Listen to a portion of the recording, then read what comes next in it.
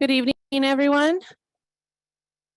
We can go ahead and have our seats. We can go ahead and call the meeting to order at 4 p.m. And Christina will read the language under public content.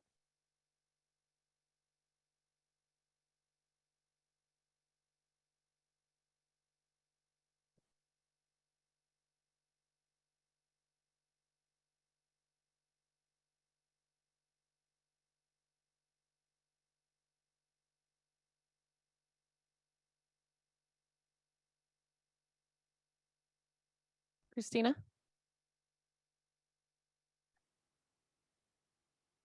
Hello.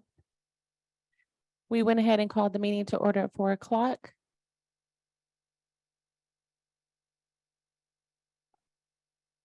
In order to help assure compliance with the Brown Act and in order to make the board meetings more effective and more efficient, trustees will speak only when recognized, and trustees who speak on a topic other than the agenda item currently under consideration will be out of order.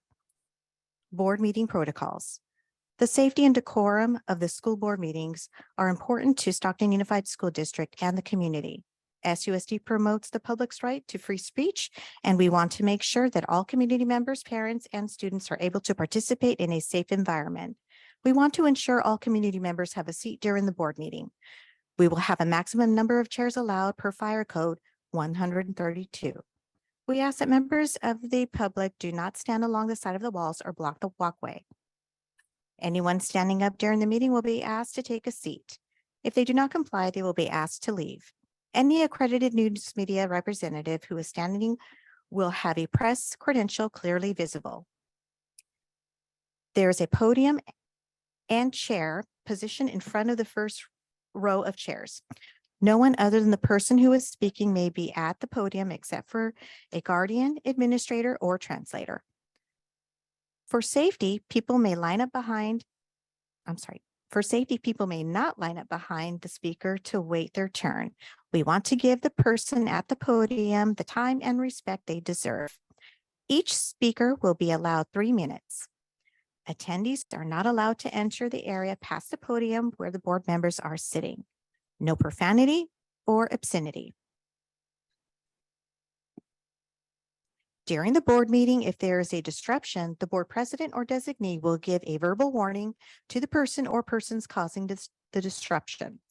If the disruption continues after the verbal warning, the individual will be asked to leave or will be removed from the premises for the remainder of the board meeting. After the meeting is concluded, we ask the community to clear the lobby area in a respectful manner. Thank you.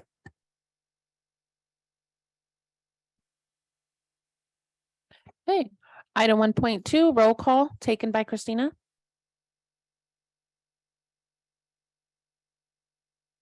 President Angel Ann Flores. Present. Vice President Kanita Stevens. Present. Clerk Sophia Colon. Present. Trustee Donald Denaire. Present. Trustee Cecilia Mendez. Present. Trustee Alicia Rico. Present. Trustee Raymond Zulueta. Here. Student Representative Ms. Abby Welker. Present.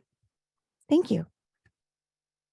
We go ahead and move on to item 1.3 for the Student Board Representative Report by Ms. Abby Walker of Chavez High School. So we're going to start off with Franklin. They had a successful senior night for baseball. Senior Awards is tonight. High Fest was a huge success. Senior Sunset is this Thursday, and band scored superior in the invitational. Edison received six WASC coordination. Senior Night Awards is Monday the 15th.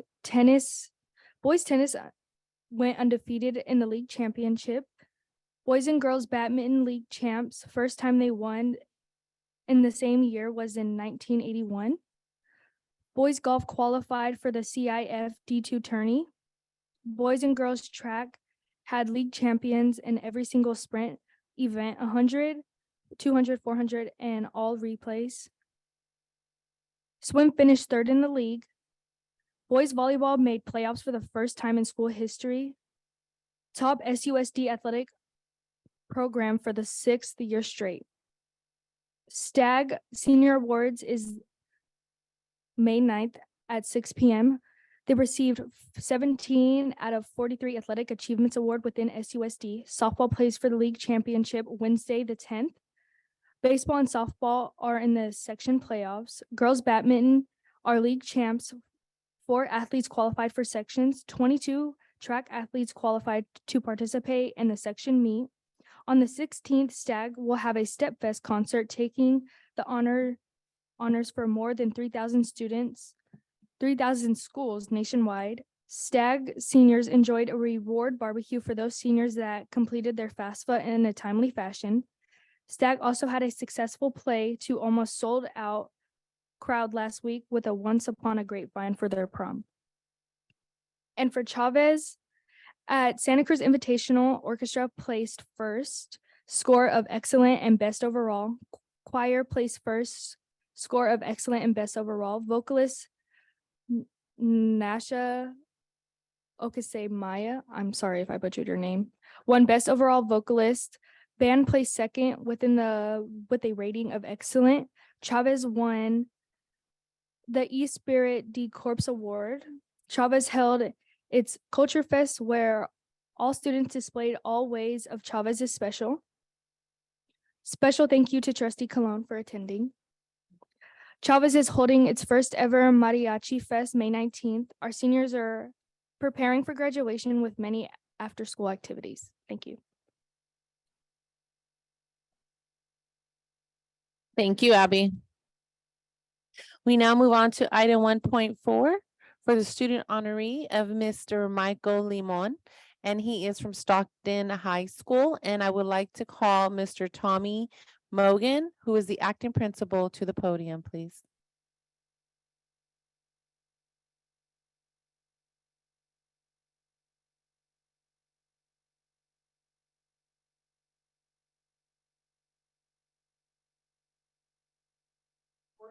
My honored students, I'd like to share some positive growth this year at Stockton. This year, we've had more students than ever enrolled in and completing Delta Dual enrollment courses. Our graduation rate is expected to be double that of the previous 2 years. We have supported many four-year college applications, dozens of community college enrollments, and provided countless opportunities for career exploration. Everything we can do to set our students up for a successful post-secondary life. Our enrollment has seen a steep increase this year, nearly outgrowing our small campus. And this all cumulatively shows that ongoing need for alternative options for not only high school students, but for middle and elementary school students as well. I continue to be proud of the work we do at Stockton High and look forward to supporting the expansion of alt-ed options in Stockton Unified. The Stockton High student I'm excited to introduce to you today has flourished at our school. Coming from a comprehensive high school where he, like many of our students, struggled after returning from COVID to in-person with large populations of students. He has excelled as an independent learner, averaging a 3.5 to 4.0. If it wasn't for English 4, he'd have straight A's most of the time. He is highly nominated by his teachers and appreciated by his peers, and is part of the graduating class for this year and is only a junior. I am honored to introduce Michael Limon.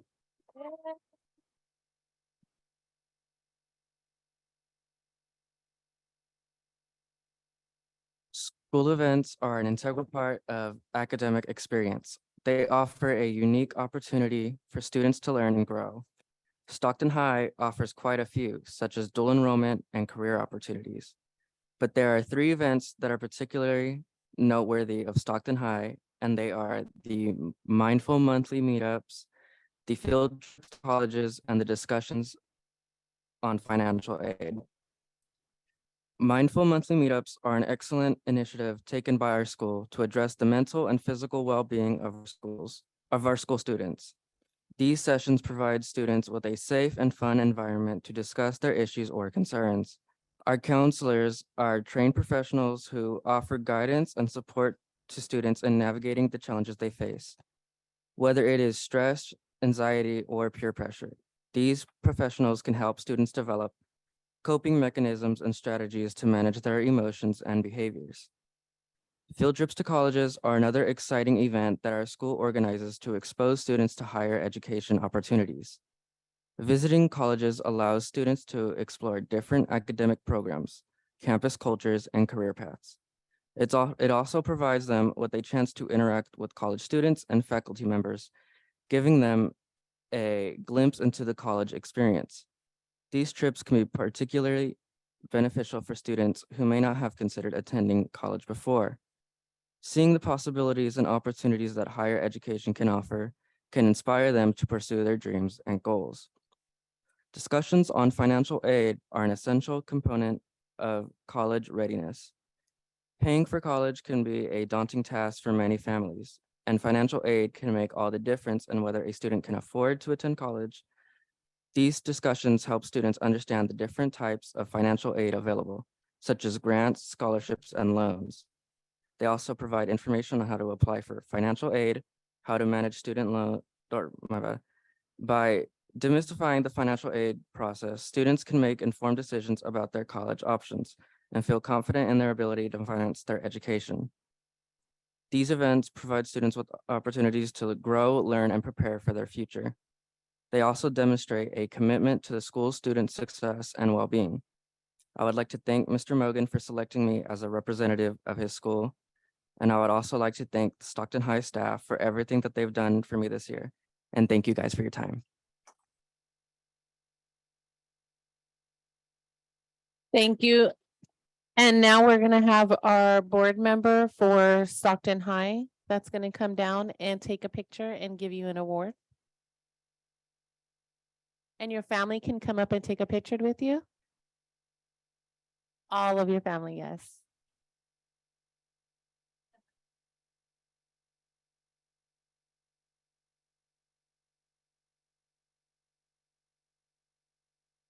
That's my aim. That's the way it goes. Nice.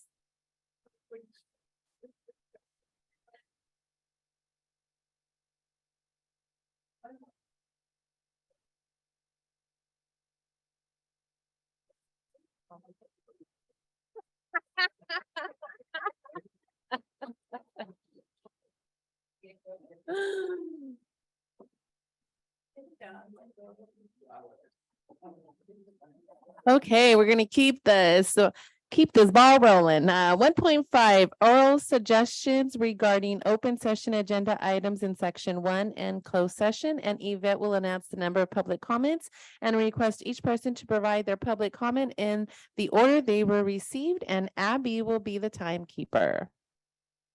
Thank you, Madam President. Individual speakers shall be allowed 3 minutes to address the board. The board shall limit the total time for public input on each item to 20 minutes. And Madam President, we have two closed session items. The first comment comes from Ms. Bernadette Armenta regarding 2.5.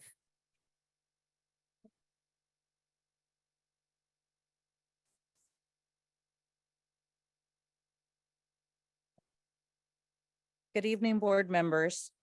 I would like to address a concern. The district is about to release somebody on probation. I would like to ask if you can direct the district to hold off, as we have serious concerns about the principal that needs to be addressed. I can provide documentation or a speech at the next board meeting if you'd like. We just really want you guys to take this seriously because we're short on staff, and just releasing someone just because the principal feels like it is not a reason. But I'd like to thank you for your time and your concern on this matter.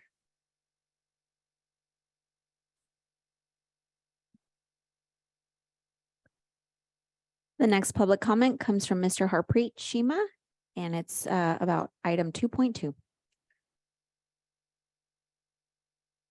Well, this is more just in general about I saw like potential appointments of employees, so I just wanted to comment on that. I think some folks in this building have a bit of a blind spot when it comes to some of the folks on the admin side of our building. And that's because, you know, sometimes people have a tendency, especially those folks on the more liberal side of the political spectrum, to believe that if you follow rules, regulations, and policy, that everything's going to work out. After all, smart people wrote the regs, so what could go wrong?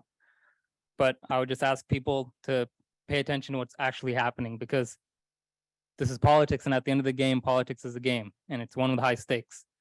But it's a game that people that have corrupt interests or their own self-interest in mind, it's a game that they're winning right now. And I think there is a bit of an old boys club on the admin side of our building with people who are mediocre at best at their jobs, who should not be there. But it's kind of a circle of people who protect their own jobs just because they want to be employed and they want to keep their friends employed. And if you just maintain a culture of mediocrity, then, well, it's fine to be mediocre across the board. And I think our district has had enough of that. So before and I don't know if this is going to be discussed today, but before any of you make decisions on appointing any permanent positions on the admin side, just please make note of that, because we've been suffering from people who do not have the ability to do their jobs in the district for a very long time. And frankly, it's time to clear house. Thanks. Madam President, that concludes comments pertaining to closed session. Back to you.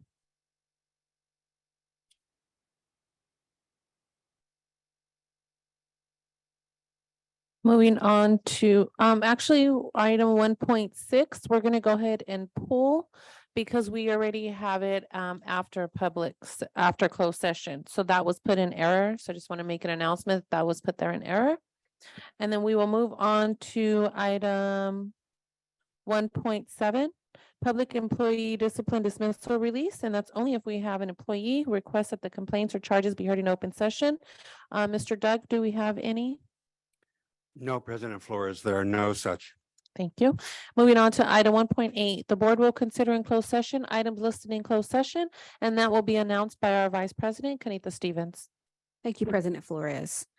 In closed session, the board will hear item 2.1, public employee appointment certificated, leave of absence, resignation, retirement, and appointment. 2.2A, public employee appointment, classified, leave of absence, resignation, retirement, rescind employment offer, and appointment. 2.3A, public appointment, professional expert coaches, appointment. 2.4A, public employee performance evaluation, interim superintendent. 2.5A, public employee discipline, dismissal, and release. 2.6A, conference with labor negotiator, district chief agency negotiators, Dr. Tracy E. Miller, interim superintendent, and Ms. Claudia Moreno, interim assistant superintendent of human resources, employee associations. STA, CSCA 821, CSCA 318, CSCA 885, SUSU, SPPA, Police Officers Association, USA, NUHW, non-represented employees. 2.7A, conference with legal counsel, existing litigation, subsection D-1 of Government Code Section 54956.9, Sixto versus SUSD, OAH, case number 2023-030694, and Morocco versus Stockton Unified School District, OHA, case number 2023-010777, case number SACE-3106-E, Billingsley et al. Versus Stockton Unified School District et al., Superior Court of California, County of San Joaquin, case number STK-CV-UBC-2023-0002-314. 2.8A, conference with legal counsel, anticipated litigation, significant exposure to litigation under subsections D-2 and E-3 of Government Code Section 54956.9, case number 617189, case number 619246, case number 615459, and claim by P. Martinez. 2.9A, adoption of resolution number 22-97 for release, reassignment, and certificated administrators. 2.10A, adoption of resolution 22-98 for release of non-reelection of certificated probationary employees. 2.11D, student expulsions, D-29, Z-30, ZZ-14, ZZ-15, And 2.12D, council student expulsion, Z-28, and back to you, Madam President. Thank you. And we will now recess to a closed session at 4:20.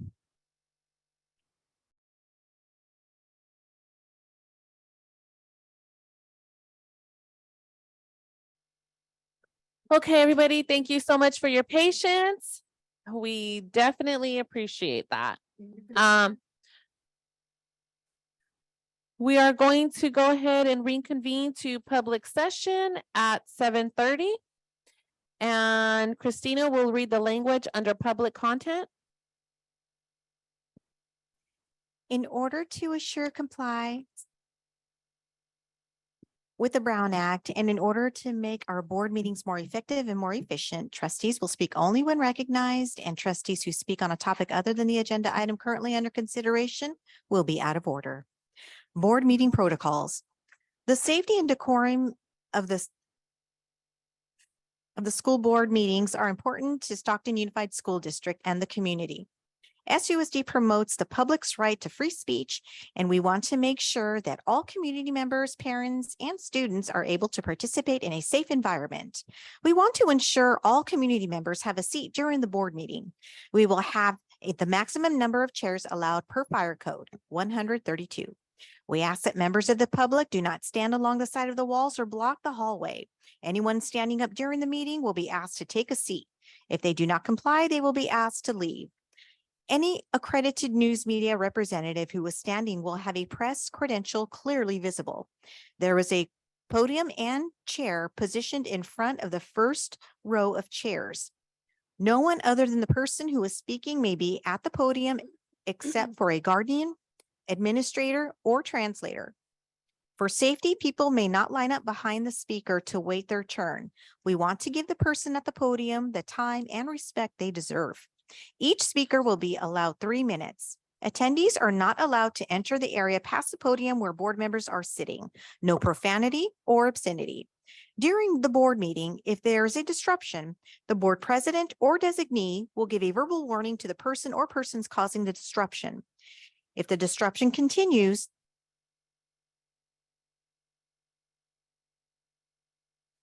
after the verbal warning, the individual will be asked to leave or be removed from the premises for the remainder of the board meeting. After the meeting is concluded, we ask that the community to clear the lobby area in a respectful manner. Thank you. Thank you, Christina. We will now move on to item 4.1, which is the Pledge of Allegiance. Can everybody please stand?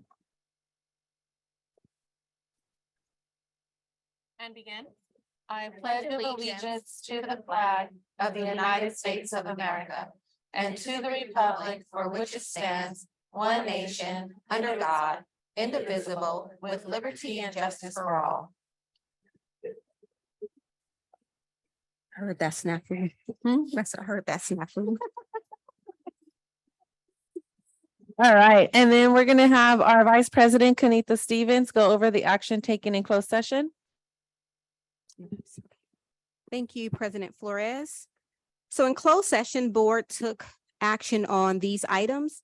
Motion to approve item number 2.1, public employee appointment, certificated leave of absence, resignation, and retirement, and also appointment. Motion carried 4-1-2 with 1 no vote by trustee Mendez and 2 abstentions from trustee Rico and also trustee Zulueta. Motion to approve item number 2.2, public employee appointment, classified leave of absence, resignation, retirement, and appointment. Thank you.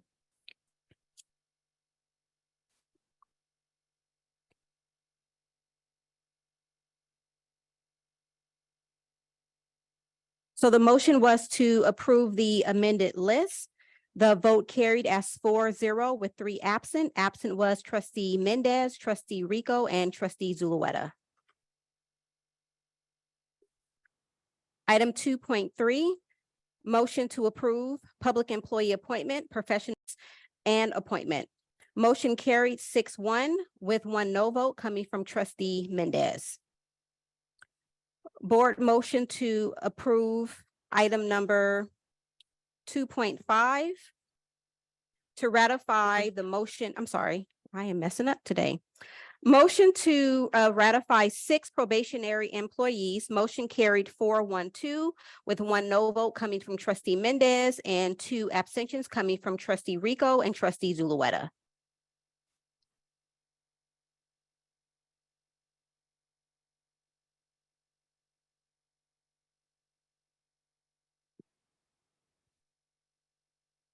Item number 2.6, nothing to report.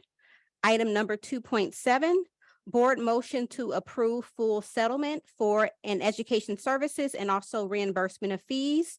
That was for item number, case number 20301-077 and also case number 2023-03064. Motion carried unanimously.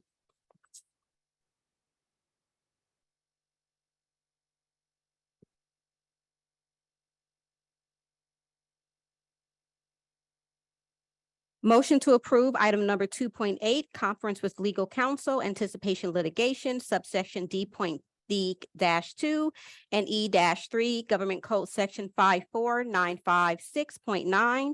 Motion approved unanimously.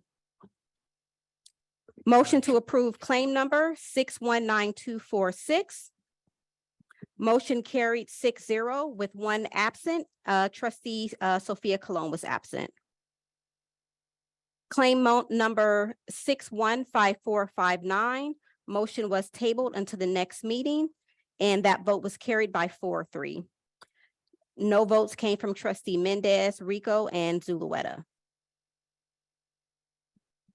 Motion to deny claim by Philip Martinez. Motion carried 6-0 with 1 absent coming from trustee Cologne. I beg your pardon, Vice President Stevens. I think you didn't report out the action on 617-189. 617-189. I did. That was the first one that I reported unanimously, 7-0. I read it by the item number 2.8. Okay, so that was to approve that claim. Yes, motion to approve unanimously, 7-0. Thank you.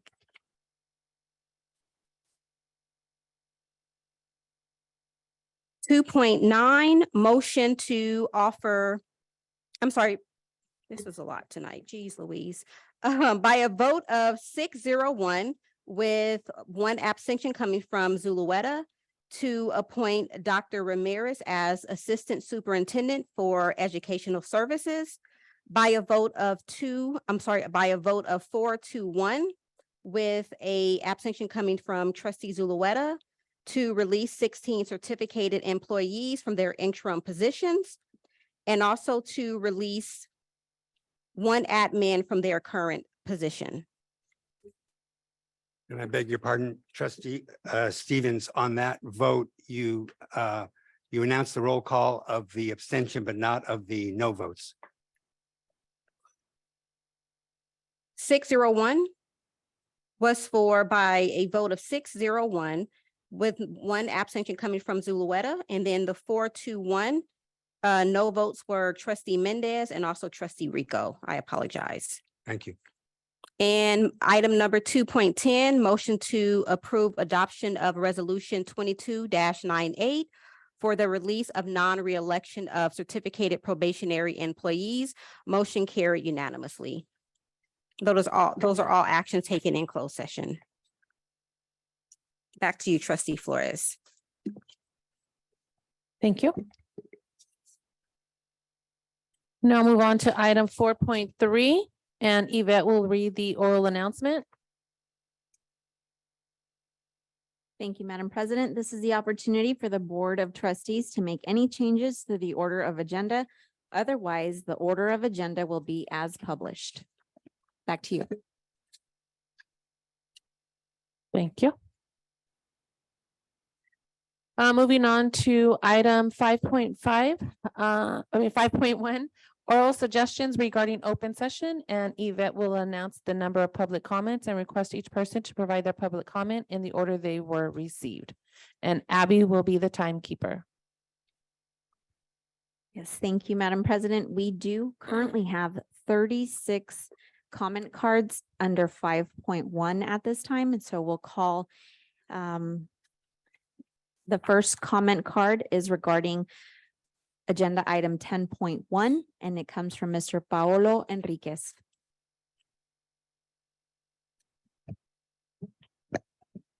At the Budget Oversight Committee meeting, it was said that people had been appointed to a Citizens Bond Oversight Committee by the board. Could the board clarify when and where those appointments took place and for which bond measures? At the city level, people are appointed to oversight committees for local measures in open session through the consent agenda, and you're able to see the applications for those being appointed. And I don't recall that process occurring at a SUSD regular board meeting.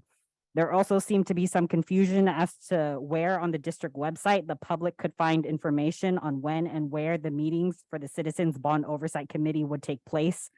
I'd like to remind the board what Lee Coop, the FICMAT consultant, gave as direction for transparency for CBOCs, otherwise known as Citizens Bond Oversight Committees, which was, quote, to update the district website, which is actually required by law under the transparency for a Prop 39 bond, is to update the district website to include a link for Measure C and post all CBOC meeting agendas, minutes, and reports on that web page. That CBOC is a Brown Act or a very transparent meeting, a group, just like a board meeting. And so we would recommend that those agendas be official and have structure like a board meeting, and that those things are posted within posting requirements and timelines, just like a board meeting, end quote. So hopefully that gets done. I'd also like to ask that in future budget oversight committee meetings that you include the fiscal expert assigned by the county superintendent and possibly Scott Anderson if he's available. I think in situations where the business office may disagree with a certain finding or recommendation, it would be helpful to have someone from SJCOE and the fiscal expert present so they can provide their insight and answer any questions you or the public may have. And finally, I'd like to reiterate my request from the Budget Oversight Committee meeting to have the business office present an informational item in open session regarding position control and the 152 full-time equivalent positions that the county believes were unauthorized reductions. This should be done in public, not in closed session. It's the people's business and it should be done in full view of the public. Thank you.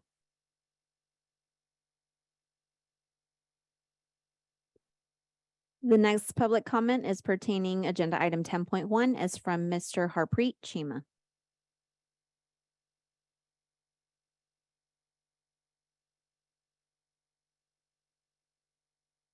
Hello, 10.1. Yeah, I just wanted to reiterate something that I emailed all of you about previously, which is I think it would be, and I think it applies to the budget committee meetings. The board should invite a representative from the County Office of Education to also attend the budget committee and present the information from the second interim and from other reports that they sent to you and explain whatever bottlenecks that they believe we're facing in correcting our district's financial situations. And I reiterate that these committee meetings should have monthly updates on how we're addressing the benchmarks laid out by the county and how we're and how we are on the issues that that brought the district under going concern by the county. I think the last meeting, while it was a great opportunity to ask a lot of questions, I think the CBO's office should have come prepared with a presentation instead of relying on basically community members to engage and push the meeting forward. Thank you.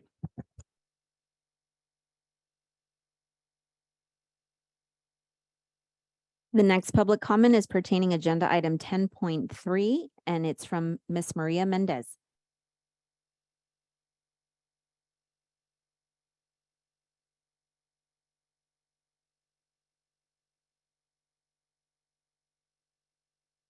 Good evening, President Flores and VP Stevens and Board Trustees. The reason I'm here again is due to the fact the IEQ board agenda item that was procured last year in August 2021, the minutes are not reflecting the my vote. I voted no. I'm asking the board to actually go back and do a correction on those minutes. And I don't know if there's other agenda items that those minutes were altered. According to the agenda item, it was altered by the former legal counsel of the board. And I need to clear my name on that part because I voted no. And how many other meetings were actually altered by the former legal counsel, which is fraudulent at the same time? That's why myself and Trustee Flores always voted no back then, those minutes, because they did not reflect with the actual audio in the actual board agenda item of the board docs. So those minutes, especially for the investigation, is extremely important for you guys to have those corrected, because they're gonna go based by the board minutes that the board approved. If those gonna be corrected to actually reflect the actual votes, I greatly appreciate it. Thank you very much.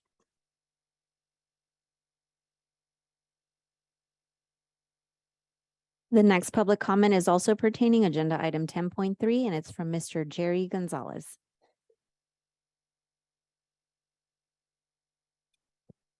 Good evening, Jerry Gonzalez. I'm actually on the Citizens Bond Oversight Committee. If anybody's wondering, I just found out. But I was talking about the cooperation with the district attorney investigation. And I will reiterate my concerns that there would be, in my opinion, a potential for conflict of interest with District Attorney Freitas having alliances with certain people in the community that I won't mention names because, but just wanted to reiterate that, okay? I really am concerned, and I think it should be referred to the State Attorney General's office instead. Thank you.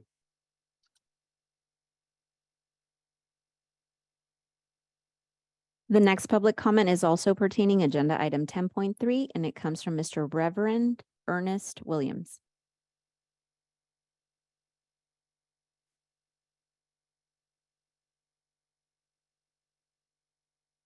Good evening. I was just wondering how far the district attorney has proceeded. Kind of, I know it's a closed session that he's operating under, and that what he's doing, he can't share with the general public, but I just wanted to let the board know that I'm in support of him continuing his investigation to every I is dotted and every T is crossed and every crook go to jail.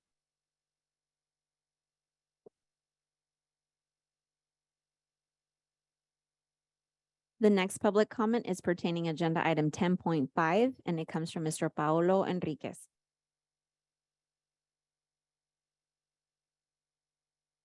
Hello, today I'm speaking in opposition to the inclusion of nonprofits as stakeholder interview panelists. When you put nonprofits into the mix, that brings with it a particular set of concerns that perhaps these groups are not simply helping to find a superintendent who will prioritize the needs and wants of students, staff, and the community, but they are possibly motivated to find a superintendent who will please their donors, or a superintendent more inclined to bring them on as a consultant. The presence of nonprofits would needlessly complicate the process, leaving people again to wonder, as they have in the past, if these groups are unfairly benefiting from their connections to board members.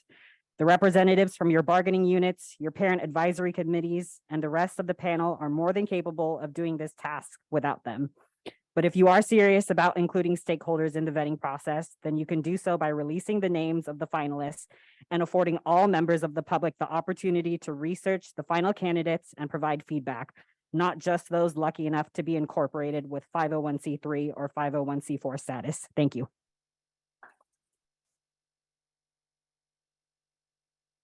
The next public comment is also pertaining agenda item 10.5, and it comes from Mr. Harpreet Shima.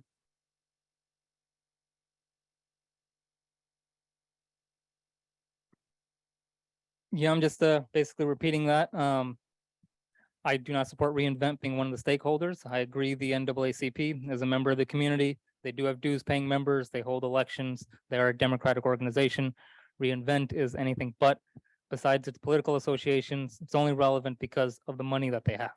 And I think it's high time that we have a board that tells people who only care about their own wallets and people with deep pockets that they can beep off and leave the decision-making to students, families, and the rank and file.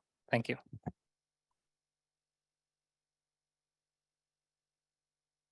The next public comment is pertaining agenda item 10.7, and it also comes from Mr. Harpreet Shima.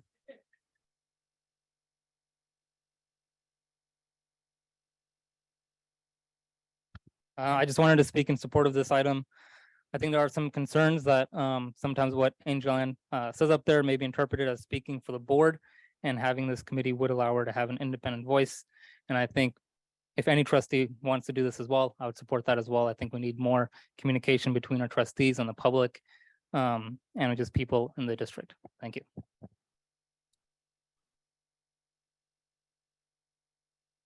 The next public comment is pertaining agenda item 10.8, and it's also from Mr. Harpreet Shima.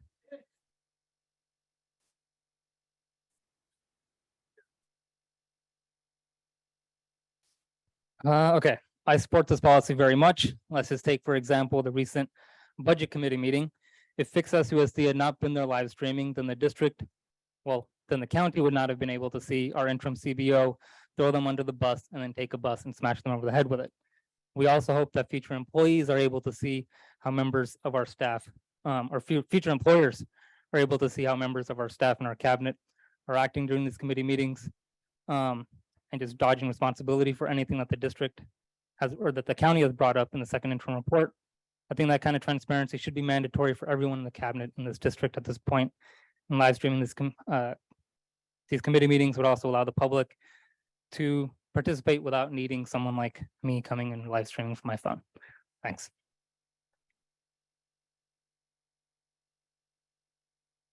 The next public comment is also pertaining agenda item 10.8, and it comes from Mr. Paolo Enriquez.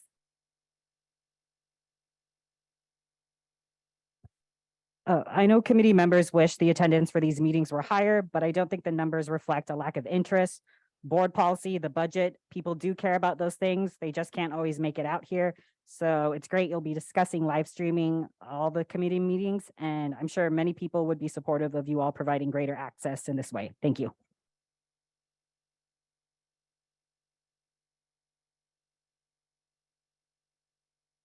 The next comment is regarding 10.8, and it comes from Ms. Alyssa Leyva.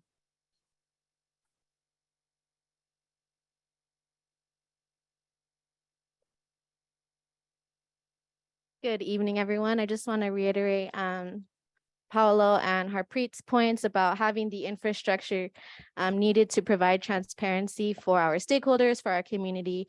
Actually, I was looking at a presentation on the county's training on ethics, and it's actually part of AB. I'll bring it up later. I have it written down.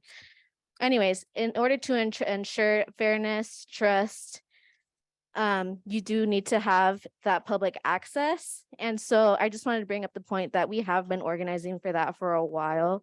We have a communications department that we pay 6 figures. I don't know why that's not being done. Thank you.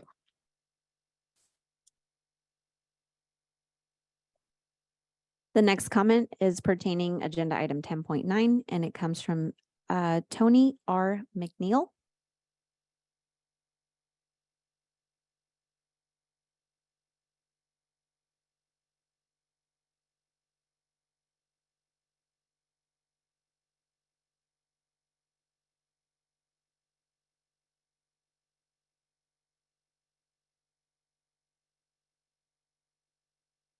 Yeah, nothing about that looks safe. Good evening. My name is Tony McNeil. I am a community organizer with Faith in the Valley. I'm the actual lead community organizer with Faith in the Valley. And I am the executive director of Concrete Development. I do a significant amount of leadership development and responding to things with restorative justice. So if it has to do with gun violence reduction, if it has to do with police accountability, if it has to do with anything that has to do with prison, the pipeline for our schools, anything like that, you're going to see me. And so I'm here this evening because we have been trying to do some deep listening sessions within the schools with our students. And we are really hitting some serious roadblocks. Make sure y'all can hear me. Surprisingly, we are hitting some roadblocks. And so some of it, is just kind of like, political red tape. different things like that. But we came this evening when we seen this on the agenda because we wanted to see if there is a way to prioritize it, meaning what would happen if actual representatives from the school districts held deep listening sessions at the high schools, prioritizing the voices of our youth. What would happen if we cease to have town hall sessions that prioritize the voice of the adults on behalf of the youth, and we actually created space where the youth had agency, they had voice, and they could actually speak about the things that they're experiencing and dealing with. And then we could allow them to be a part of the process of decision-making when it comes to what are we going to do to reduce gun violence? What are we going to do to reduce community violence? What resources do they need? And connect them to those resources. So I've reached out to some organizations that are willing to come in and assist with some of these listening sessions. Yeah, because we've been reaching out to the principals, but they're not responding. As I'm throwing everybody under the bus. We've reached out to the principals at Cesar Chavez multiple times. They're not responding. Now, I'm an organizer, and if none of y'all know me, which I'm sure some of y'all do, what I was thinking is that the next time there is something that violent that happens, that instead of the students being escorted to the park, 300 of them, that we just sit down in the middle of the street and shut it down, and then have a healing session there until folks start prioritizing the voices of our youth and their needs. So I'm asking you all to help us get listening sessions with our students in the schools in order to prioritize their voices. Thank you.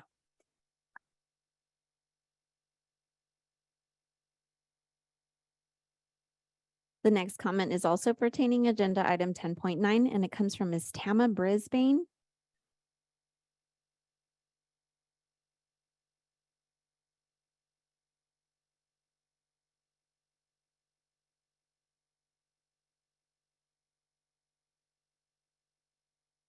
Good evening. Can you hear me? So this is actually my first opportunity to address the new board.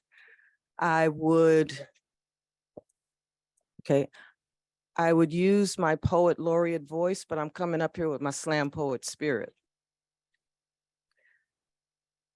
I looked at the Stockton record when Ty Ken was murdered, and I looked at the coverage, and there were almost 18 pictures taken of the town hall meeting. Of those 18 pictures, every single one was of an adult. The microphone is turned the wrong way. There are too many adults coming together after injury and harm have been done to our young people, and they stand and they speak outward, and we're not hearing nary a young person's voice. There is something wrong with this process. You are a brand new board, you are a brand new body, then let's do something brand new.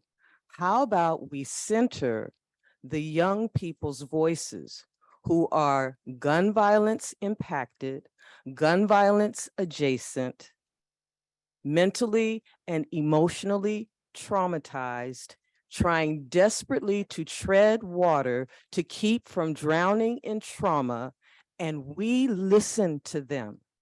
There are 10 sites that we are asking to visit to center our young people's voices and hear from them, hear their stories, and from their stories, we can draw solutions. Now, the reason I became poet laureate is because I don't math well. So I figure we have 10 sites. There are at least 100 students at each one of these sites. That means there's 1,000 voices we are not hearing from. Tony talked about the roadblocks we were running into and the phone calls that weren't being answered. I was making those phone calls. I'm doing the texting. We can do this really, really nicely, but I promise you, we got soldiers, we got parents, we got organizers that can do it where maybe it's not so nice. We don't want to do that. All we want to do is hear from the babies. All we want to do is prioritize their voices. That's why each and every one of you is sitting in your seat, because you told the public that voted for you that you want to prioritize our youth. Here's your opportunity to do it. There are 10 sites, 1,000 students waiting to be heard.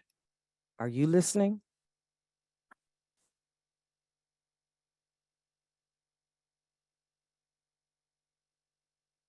The next public comment is agenda item 13.1, and it's from Maria Mendez.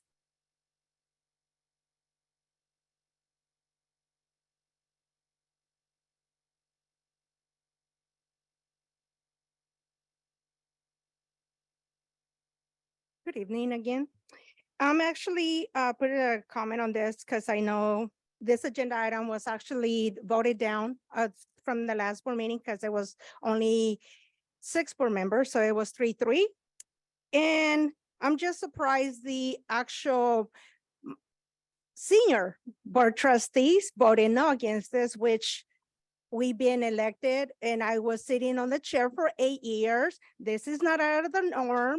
This is regular. So I'm here to support that agenda item. Hopefully you guys vote yes on it. Thank you very much.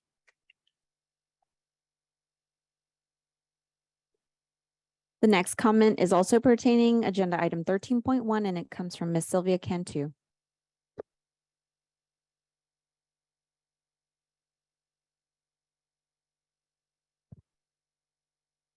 Okay. Once again, I'm surprised this is denied, but what is probably because of the person. As of November 1st, 1995, the Commission on Teacher Credentialing requires public notice and board action for all certificated staff waivers. Waivers application received the greatest scrutiny at the commission, and once approved are issued only once school year at a time. The district has elected to request a variable term waiver while the individuals listed in Exhibit A complete the requirements to obtain an administrative service credential. The individuals will be provided orientation, guidance, and assistance during the valid period of the waiver. I don't know if we know our board bylaw, but board bylaw, code of ethics, board bylaw 9271. Board members should encourage increasing competence and professional growth of district employees. Professional growth is defined as pursuing units to obtain a career goal or pursuing coursework. So once again, this is a board bylaw. Like I said, code of ethics, board bylaw 9271. So I really hope that we do approve this. Thank you very much.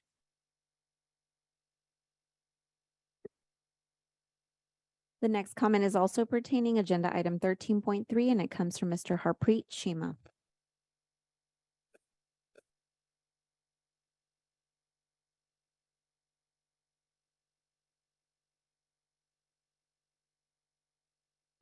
Yeah, just reiterating my opinion on the cabinet side of this district.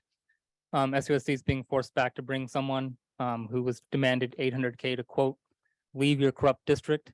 And the amazing thing is that he may actually make more money off the district than he would have if we would have just given him the 800,000.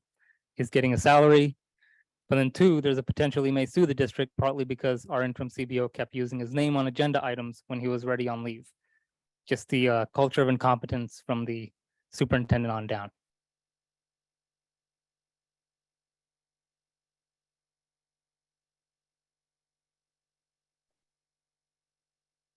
The next comment is also pertaining agenda item 13.3, and it comes from Mr. Jerry Gonzalez.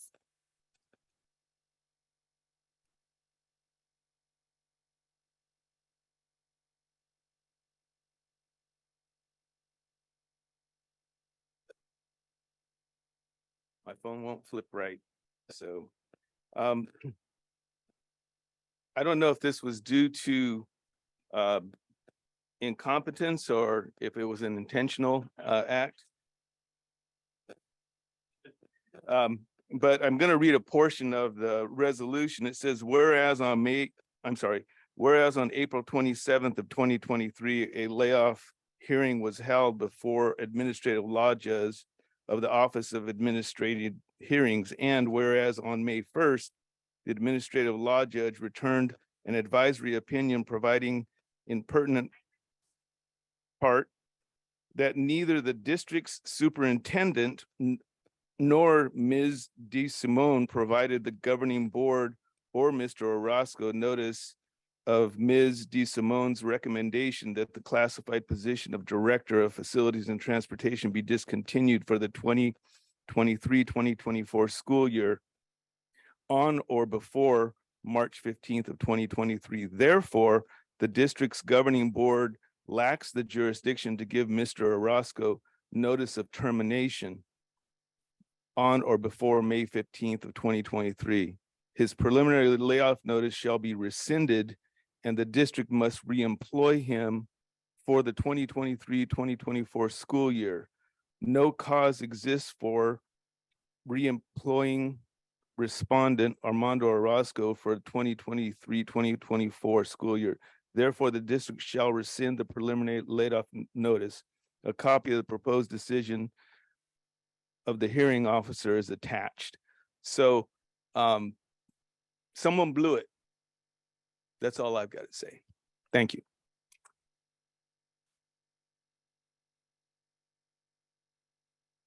The next public comment is pertaining agenda item 14.4, and it comes from Ms. Sylvia Cantu.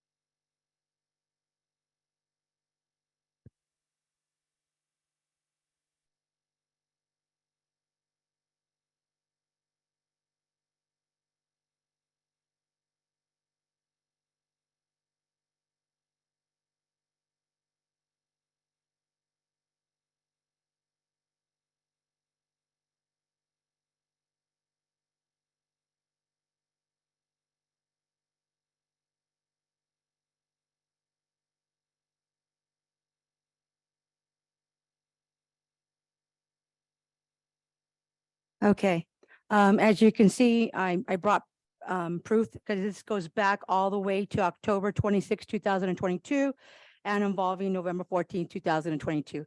I have to oppose 14.4 because you want to give $36,664. And if you look on the first page that I gave you, resolution number 2240, they list people who's authorized to sign contracts, and you can see the names. And I spoke about this on November 14, 2022. You'll see that person's name is not even on the resolution. And I brought that up during that time. So I'm really surprised on May 9th, I see that same person going to sign a contract. I didn't know he was hired as interim director of facilities because I've not seen that job come forward.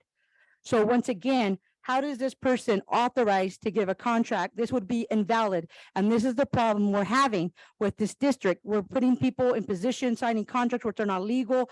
So this person does not have authority to, like I said, sign anything, because if you look at the resolution, October 26, you will not see that person's name. But yet, if you look at the agenda item 14.4, you'll see that person's. So basically, you're paying someone who has no authority to even sign a contract. I don't understand why the CBO doesn't just do it herself. Why are you hiring somebody that doesn't? I looked all over since November, since I spoke, and did not see that.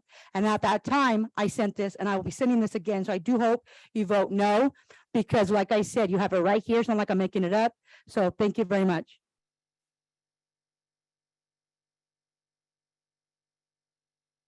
The next comment is also pertaining agenda item 14.4, and it comes from Ms. Maria Mendez.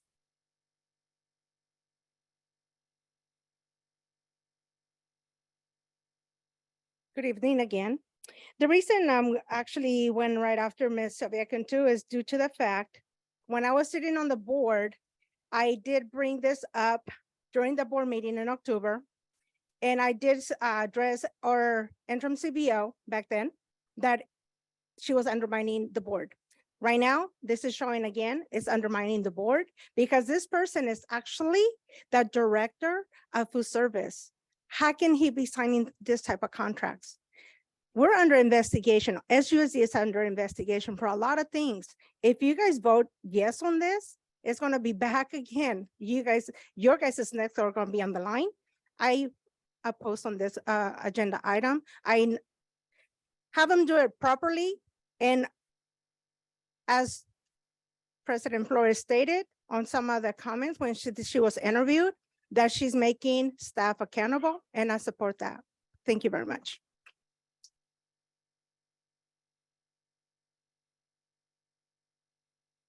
The next public comment is also pertaining agenda item 14.4, and it comes from Mr. Jerry Gonzalez.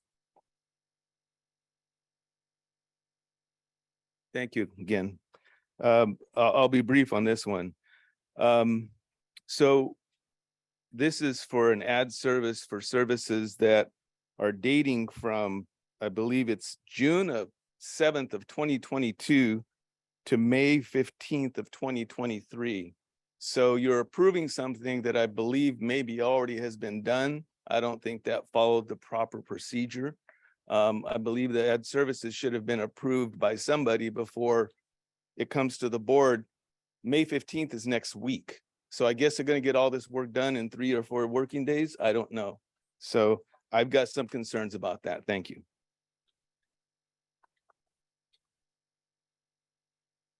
The next public comment is regarding agenda item 14.8 and is also from Mr. Jerry Gonzalez.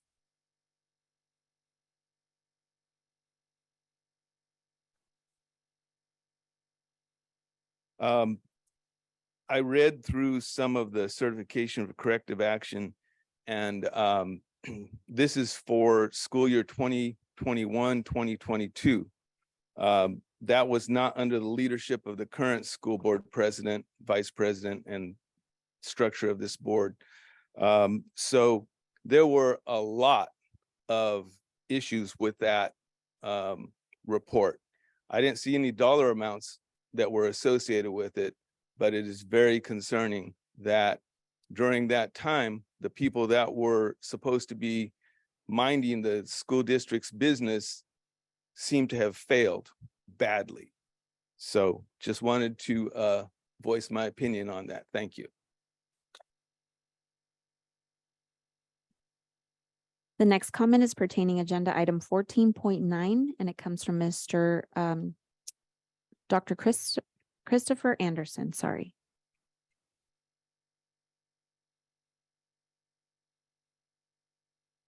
Good evening, trustees. The district has said that they are committed to attracting and retaining highly qualified teachers. Does applying for a waiver to pay teachers less than the 55% of expensive education demanded by Ed Code send a signal of commitment to attracting and retaining highly qualified teachers, or does it undermine it? While our political leaders are considering raising teacher pay by 50%, you're asking to continue to pay teachers less than they deserve. You can't place the weight of the previous board's fiscal mismanagement on the backs of teachers and students.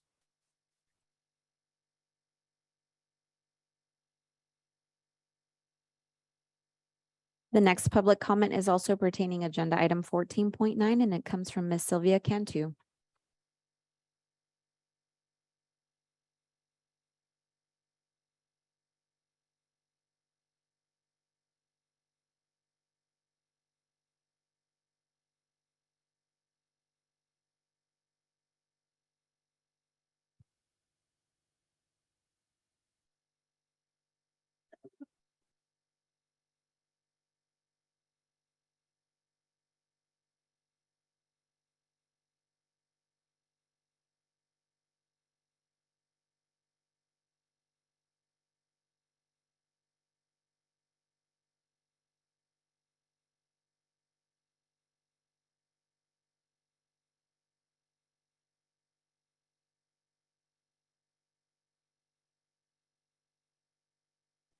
Okay, I'm here speaking on 14.9. It talks about how there's a hardship on the district. Without an approved waiver, we will be required to reallocate an additional amount of $5,603,681.73 million, which would create a serious hardship to Stockton Unified.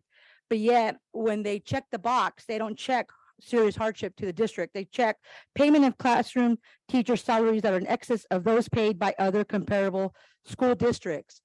If you look at the paper I gave you, one of the funds that we have to pay back is the IAQ that costs $6,604,857.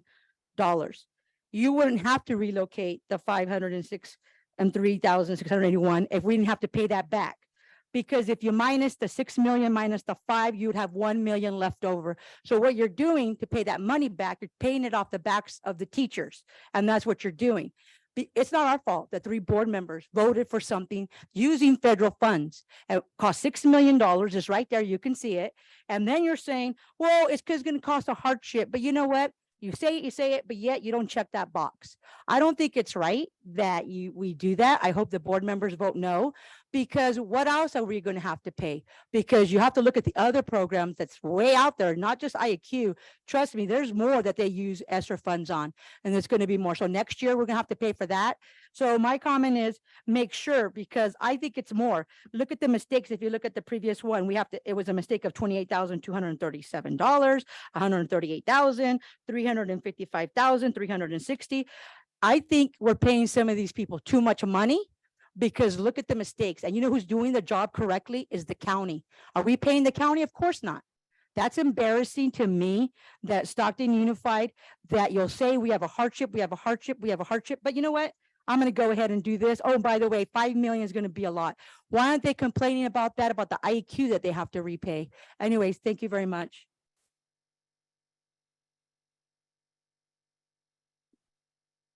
The next public comment is pertaining agenda item 10.5, and it's from Ms. Destiny Rivas.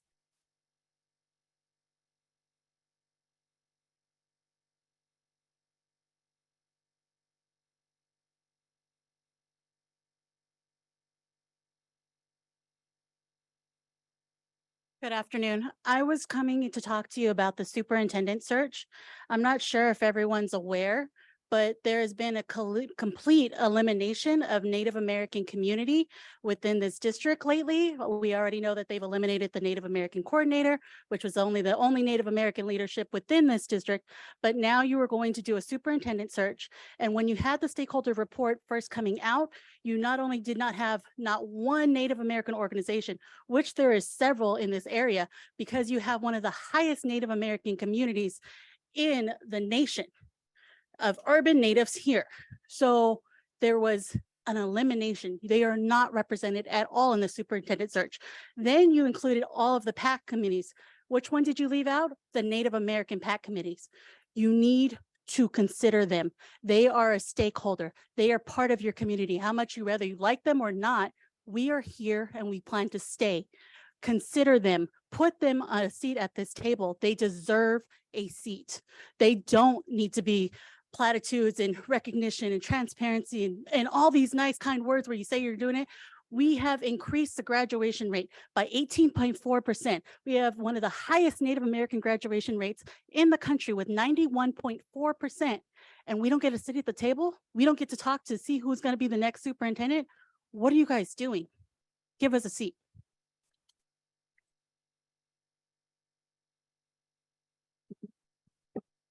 Thank you, Destiny. Sorry, mic's a little loud. We'll make sure that we add that. That was an overstep. So thank you for letting us know that. Thank you.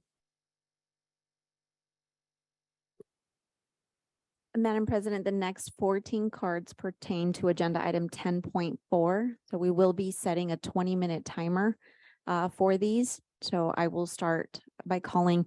The first card was from Dr. Gracie Madrid. She did have to leave, but she did leave her comment and she asked that I read it out loud. Chairperson Flores, members of the board and staff, I am Gracie Madrid, president of the Coalition of Mexican American Organization known as COMA. Ms. Flores, I'm here this evening to support your leadership as SUSD board president and to thank you and the 3 newly elected colleagues on the board. Since being elected and installed in December, you have made significant progress for SUSD students and the families. To mention a few, you have agreed to a full audit of district contracts and finances. You terminated costly legal counsel. You restored live stream board meetings. You eliminated multiple positions that were inappropriately funded and restored previously eliminated committees in order to expand public input. You have accomplished all this while establishing a process to hire a permanent superintendent to lead the district. Our Latino community and other groups in the community are proud and grateful for what you have accomplished in your brief tenure as board president. We support you as you continue your fight to make sure that every child in SUSD has access to the best education and support that they in turn can become successful in life. In the Stockton Record on April 23rd, 2023, there's a direct quote from Mr. Brown, Superintendent SJCOE of Education. He expressed several concerns. 1, the district had not acted on information regarding accounting errors, and 2, he was deeply concerned that the district does not yet have a comprehensive plan for how it will effectively use certain time-limited funds. As I understand it, the board directs the superintendent, which in turns give direction to staff members. In your direction, if your direction is not followed, you, the board, end up looking incompetent. It is important that you do not allow this to happen. Again, thank you for doing a great job. Keep up the good work. Thank you.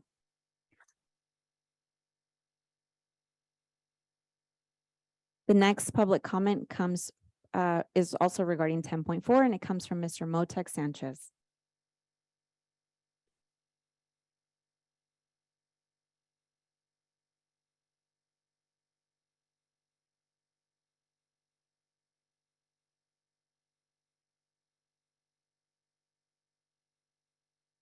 Hi. I'm not gonna tell you guys how to vote. That's between you guys and I suspect Don Shalvey and Fritz Groupie.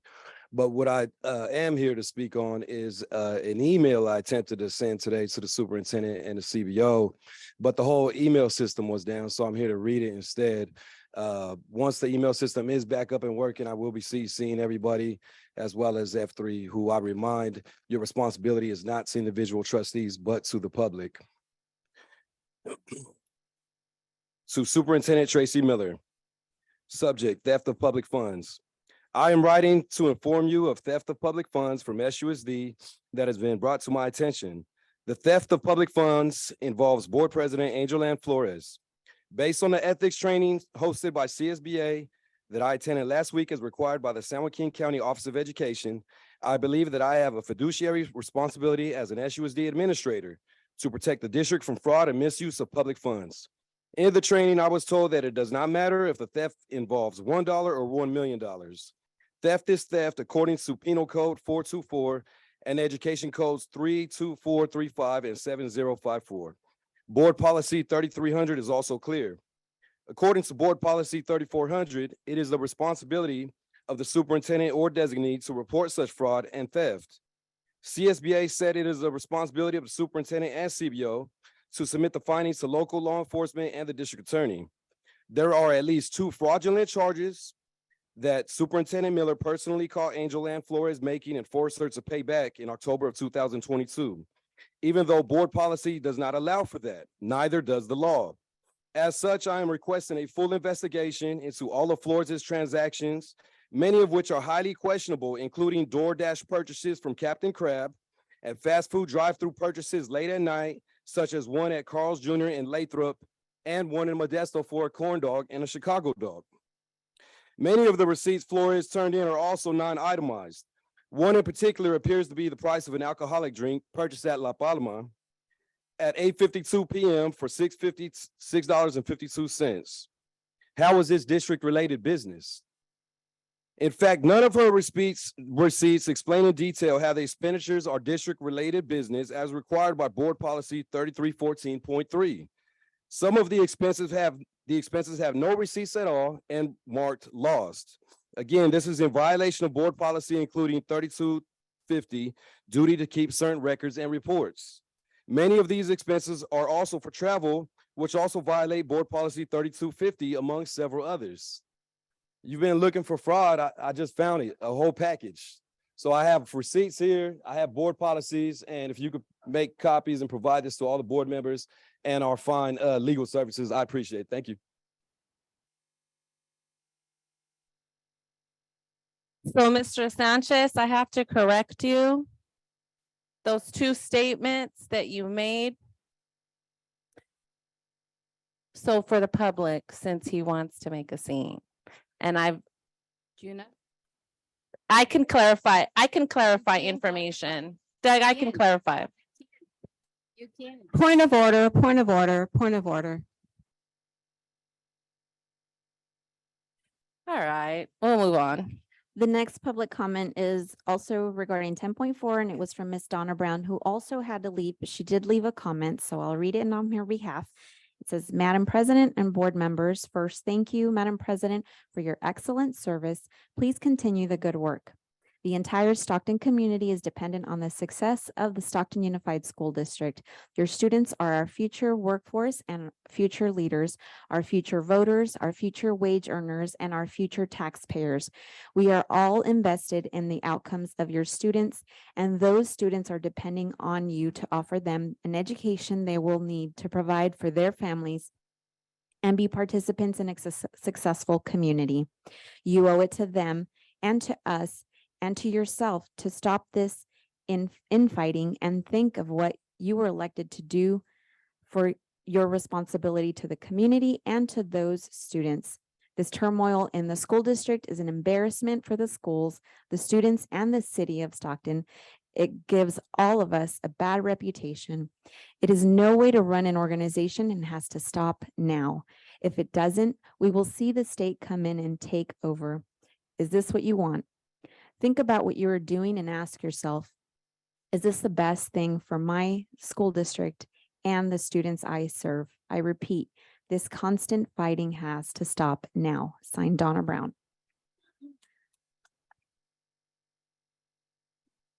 The next comment is also pertaining 10.4, and it comes from Ms. Maria Mendez.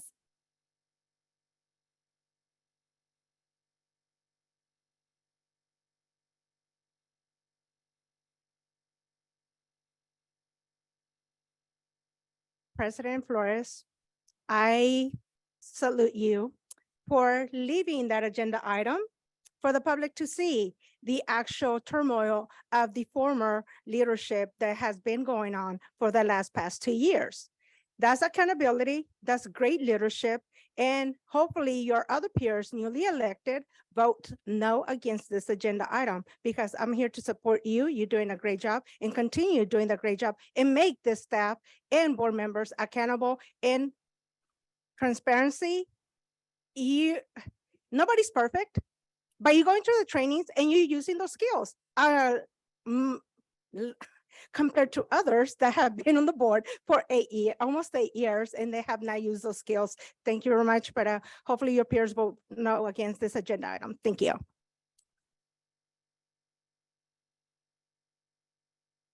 The next comment is from Mr. Jerry Gonzalez.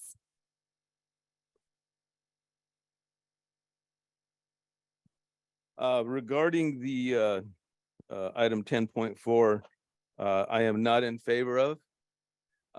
Especially in light of the fact of the past performance of those that are bringing in this agenda item forward, who were really complete failures at their duty, allowing people to be hired without proper procedures, paying, I don't know, I've said it before, probably millions in dollars in salaries for unqualified, incompetent, and improperly hired personnel. That majority of them are gone now because of that. So I don't get your point. If anything, if you want to take action, Ms. Rico and Ms. Mendez, maybe your action should be just to resign. That would probably be the best. Yeah, go ahead and clap, be sarcastic. That kind of childish action is what the problem is here. Grow up. Okay, you're very welcome. Point of order. I'd love to see you leave. Thank you. The next comment is from Miss Deidre Davy.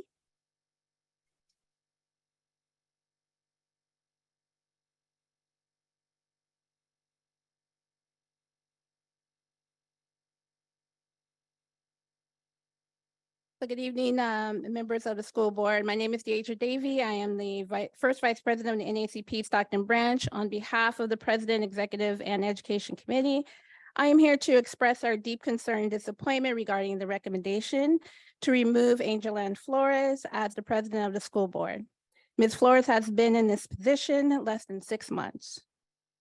Under her leadership, as well as the new board of trustees, we have seen more transparency and compliance than the last few years of the previous administration. The NACP Stockton branch believes that this is a continuation of the previous administration, illustrating their goal to disrupt the progress of the current school board. The lack of ability to get along for the benefit of the children is impacting the purpose of getting work done as a board. The NACP Stockton Branch Education Committee has had the privilege of witnessing firsthand the remarkable dedication, leadership, and tireless efforts of Ms. Flores during her tenure as the president of the school board. Her commitment to enhancing the quality of education within our school district has been exemplary. Under Ms. Flores' guidance, along with the newly executive board, numerous commendable initiatives were launched, significant improvements in the structure of the district processes, and transparency has been improved. Transparency is crucial for maintaining trust and confidence among parents, students, and the community at large. I firmly believe that the leader, Ms. Flores, has consistently demonstrated a genuine passion for education and a deep understanding of the needs and aspirations of our students, and that is essential for the continued success of our school district. This recommendation sends a distressing message to our community, indicating a lack of respect of the board's time and care of the students. We urge the school board to vote against this dismissal. The board of trustees need to be more collaborative and inclusive for the sake of our students and continue on the path to restore the trust and confidence in our community. Thank you.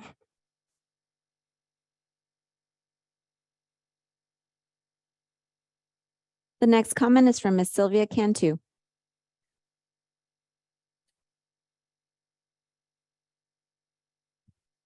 Okay. I don't even know how this got on the agenda. According to Board Bylaw 9322, any board member may request that a matter within the jurisdiction of the board be placed on the agenda of a regular meeting. The request shall be submitted in writing to the superintendent. So I'm assuming the superintendent turned this in. All it says is trustee Alicia Rico and trustee Celia Mendez are requesting the appointment of a new board president. That's it. But if you read the board bylaw, they did their work. They would know that board bylaw 9121 for the president shall have the same rights as any other member of the board. Once again, the president shall have the same rights as other members of the board. So if you look at board bylaw 9271, this is code of ethics. This code of ethics expresses the personal ideals within the Board of Education believes should guide the conduct and activities of each board member. So if you had a problem with the conduct, that is what you do for censure policy. You should know you have a record of filing 5. Censure policy, board policy 9251.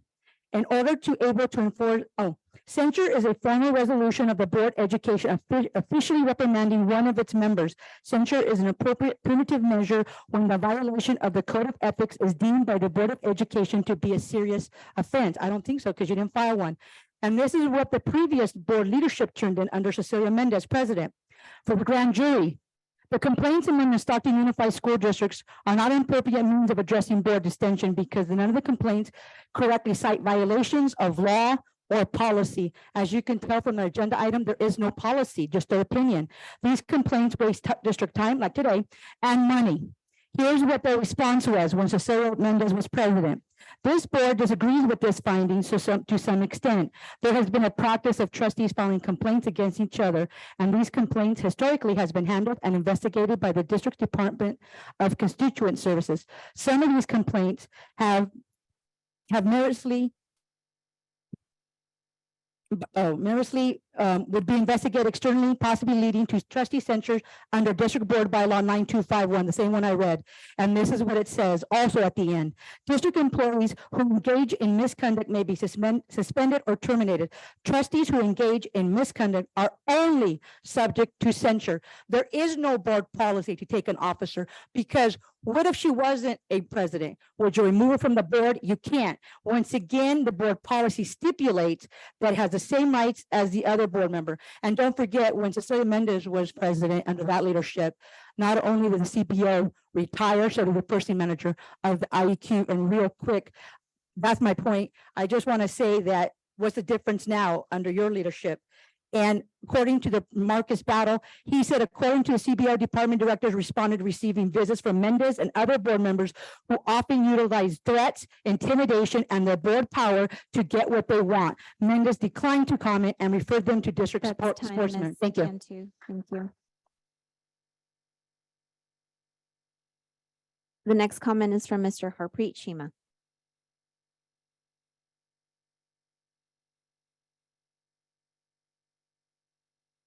All right, since trustee Rico and Mendez, since you guys put this on there, clowns. Basically, that's about it. And even though I get a lot of laughs from the antics you and your allies engage in, it's getting sad. And I think I have to take pity and give you a word of advice. Sometimes when you find that you're irrelevant and you have no power, it's better to go quietly into the night instead of embarrassing yourself in front of everyone over and over again. The next comment is from Mr. Daniel Franco.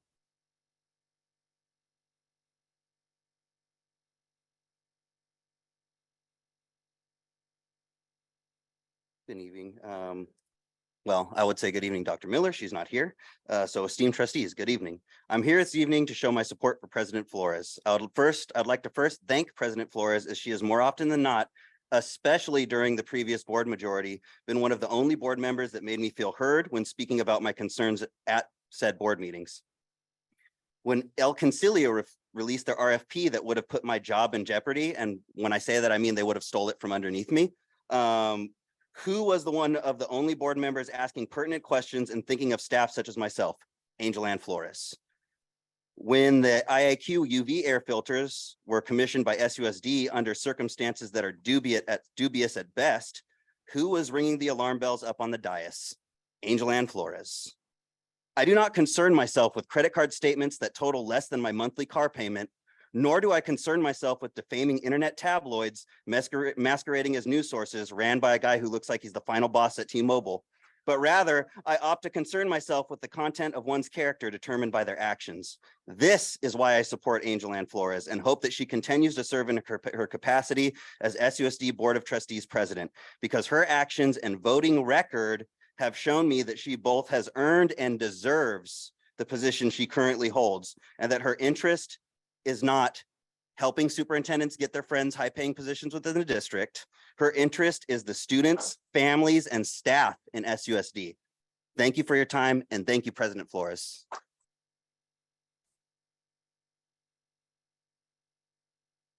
Miss Alyssa Leyva.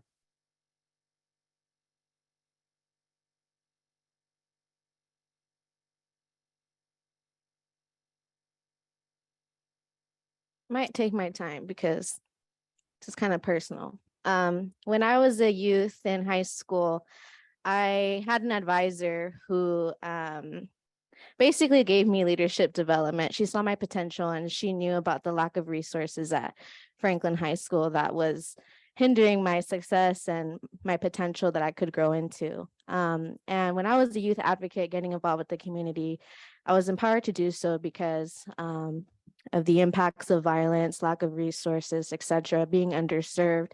I come from a red line district, so meeting somebody like Angel Ann was important to me. Since I've known her, she spoke the truth, even when it's hard, and it's something I very much admire her for, because the kids that are watching and the kids that go through the violence and the kids that are not being represented, we don't have infrastructure and we don't have the proper legality and the proper funding to go to programs and to go into programs to invest into their future. The fact that so many children lost people in their families and their guidance during COVID-19. And the federal government gave us dollars to take care of those kids and their mental health. What did we do for them? We've politicized and created power dynamics from the former majority board, Cecilia Mendez, Ray Zuleta, Trustee Rico, Trustee Avalar, and Trustee Scott McBrien. And it's very unfortunate and deeply alarming racism to me, because these same communities that are redlined. Can you please be quiet? Thank you. These same communities that have been historically redlined and are currently not being represented on the city, county level, and have lack of infrastructure within our county jurisdictions, those are the kids that suffer the most. 0.3% in reading. And when a kid can't read at 3rd grade, good luck graduating. Good luck finding a job. Good luck going into higher education. And we know that 30% of Stockton is 18 and under. And we see in the news constantly. And this political PAC 209 times monopolizes and manipulates information that verifies the legality and the validity and the validity of the infrastructure for this institution. So when we pull into these power dynamics and we start gaslighting and we start not taking accountability for our past actions, to let somebody named Motex Sanchez claim on whatever day he wants that the grand jury is not valid, but when it benefits him, now it's valid. And I wish Dr. Tracy Miller was here, because him being a political PAC and him working with higher agencies is not just his free speech. You are abridging ethics, and we will be going to higher agencies. Thank you.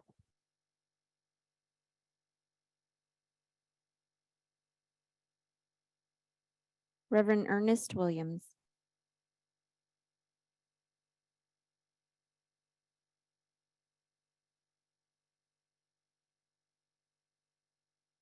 Well, hello again.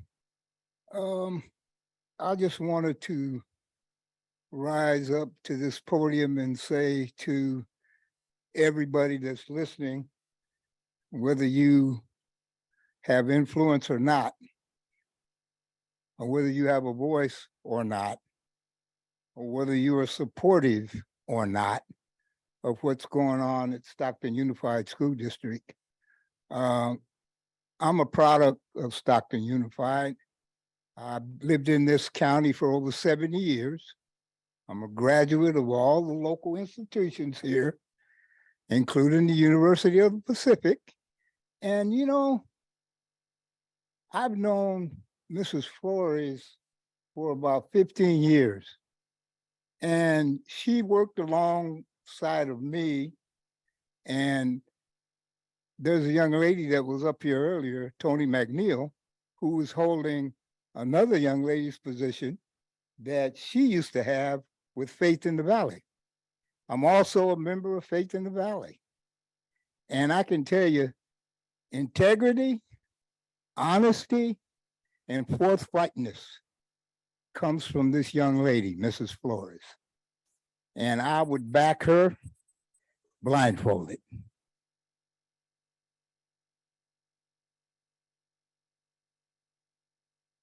Madam President, that concludes the 20 minutes that's allotted. We do have 4 other comment cards, but the 20-minute time is done for this item.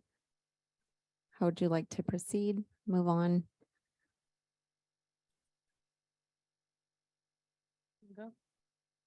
All right, you can let him go. Call them up. Okay. The next comment, Jackie Morales, and it's regarding 10.4 still.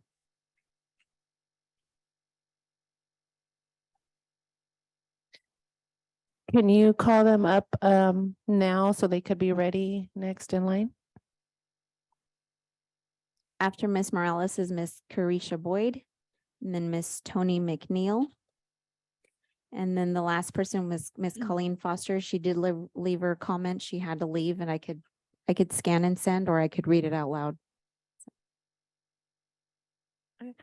I'm here in opposition for 10.4, basically here to ask the trustees to vote in opposition as well. I've been watching and attending board meetings since 2021, so I've definitely seen the mess and tragedy that the last board majority left us. I think it's ridiculous that Cecilia Mendez and Alicia Rico basically want to, I guess, try everything in their power to get rid of the only person who has been writing for the community, the students, and stakeholders to basically bring accountability back into SUSD. And I think it would be a big mistake to see her out of this position, considering she's been doing a lot in these past 5-6 months that she's been in this position. So yeah, just I'm in opposition for that. Thank you. Ms. Carisha Boyd.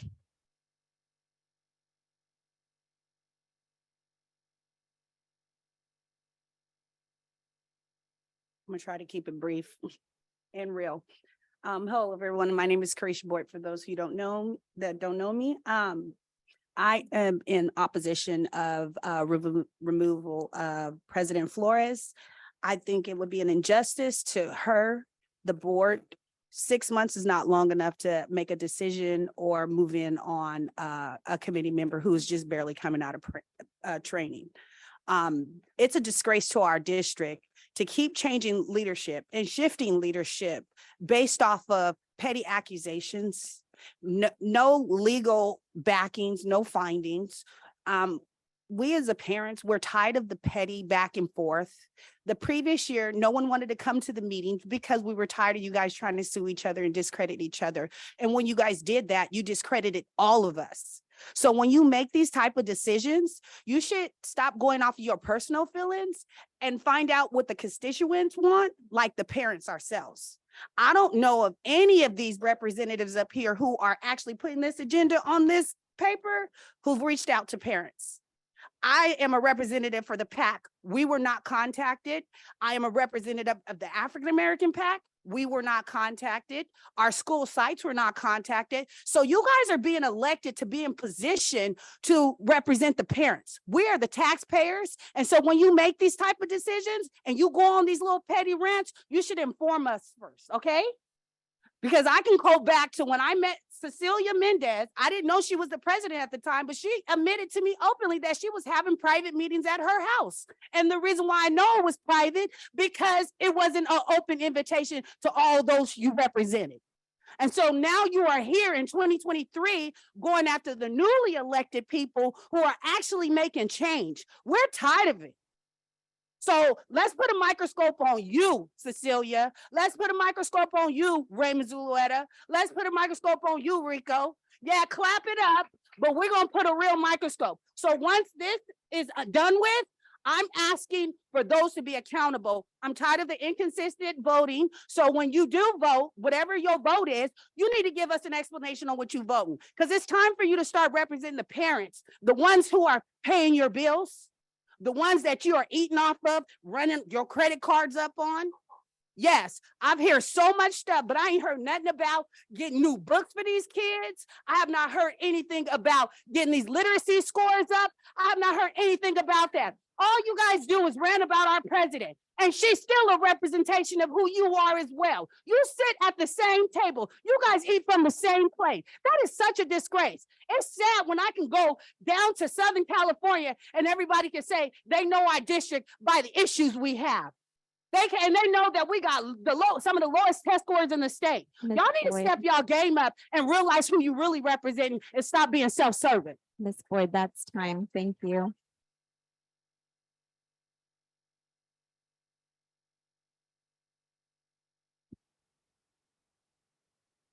So I just will pick up in where she left off.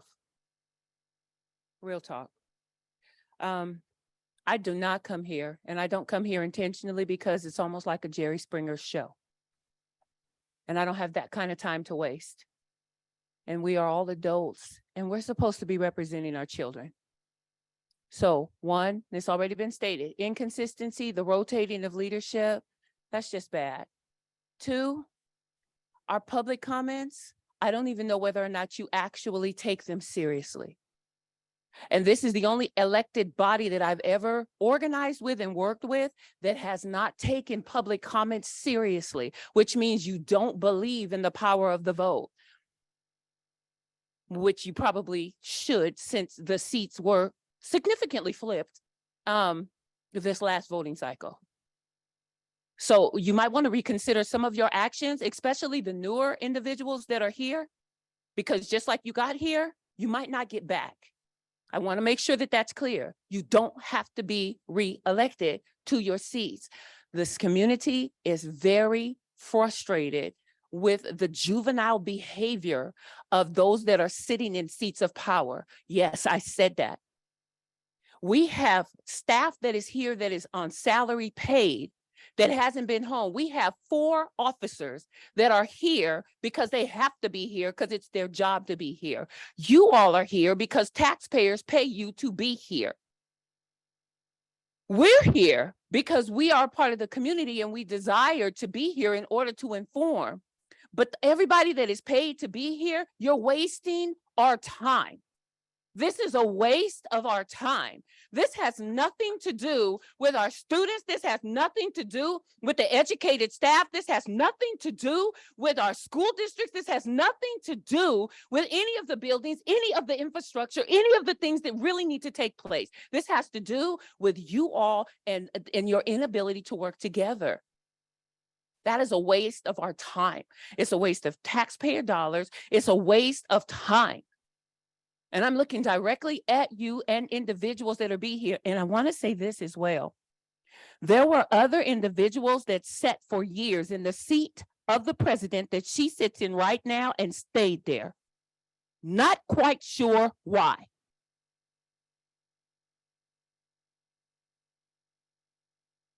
So now for 6 months, we have one person that is new, that is sitting in this seat. Give them the opportunity to do what it is that they need to do.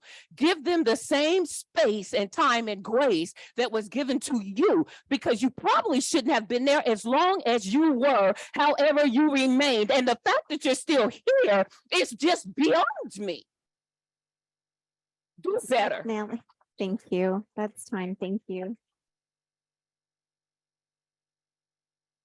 The last comment was from Miss Colleen Foster. She did have to leave. She left her comment. Would you like me to read it out loud? Okay. Her comment reads, Madam President, board members, I am adamantly opposed to the proposal to appoint a new board president. This proposal is just a continuation of the harassment that the last SUSD board indulged in against the current board president, Angel Ann Flores. Ms. Flores has been outspoken champion for SUSD students. The proponents of this proposal represent a culture of negativism that Stockton voters soundly reject. In the last election, when forward-looking, student-centered trustees indulging Ms. Flores were elected to bring civility, accountability, and trust to the work of SUSD board.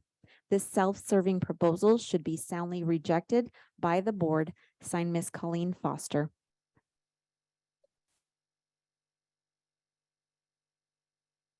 And the last comment regarding open session items is regarding 14.9, and it's from Mr. Harpreet Shima.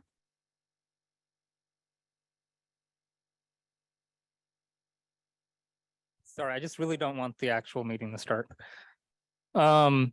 As real quick, thank you, Cece and Rico, for giving us 25 minutes of supporting Angel Ann.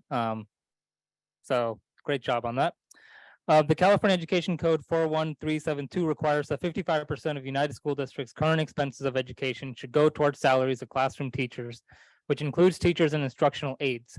The idea behind allocating a significant portion of a school district's budget to classroom salaries is to ensure that resources are being directed to frontline teaching, which is the core mission of the educational system.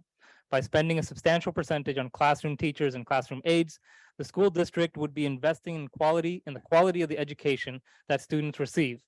During 2022-05-10, Trustee Flores was the only person to vote against this exemption, and the district has been approving this waiver for several years now. Although it is true that SUSD teachers may make more than neighboring districts, Ed Code 41372 is not just about teacher pay. It includes instructional aides in the classroom. So let's put aside salaries and also focus on the fact that teachers are forced to do 2 jobs because they lack the classroom aides that the additional funding could provide. In the fiscal year 20 and 21 audit findings, the county even said, quote, the district's management should implement necessary internal controls to ensure that classroom teacher salaries exceed the minimum required percentage. But the incompetence and the mediocrity continues. And to be clear, this isn't on the new board yet. But to continue to look the other way, refuse to make politically difficult decisions, not firing people that should have been let go a long time ago. Eventually, this incompetence goes from something that you've inherited and turns into something that you're enabling and that you're responsible for. Thank you.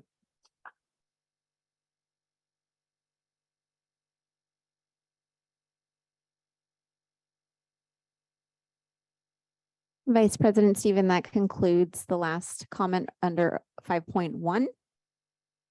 We'll move to 5.2. Thank you. Individual speakers shall be allowed 3 minutes to address the board, and we currently have 24 comments under 5.2. So the first person is Mr. Shahar Jones.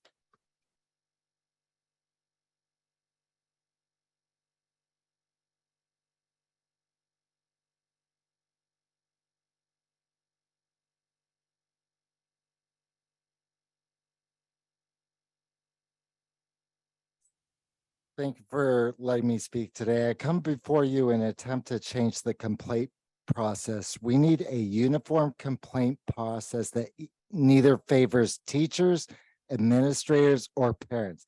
A complaint process that truly does an impartial investigation, not with one with a hidden agenda.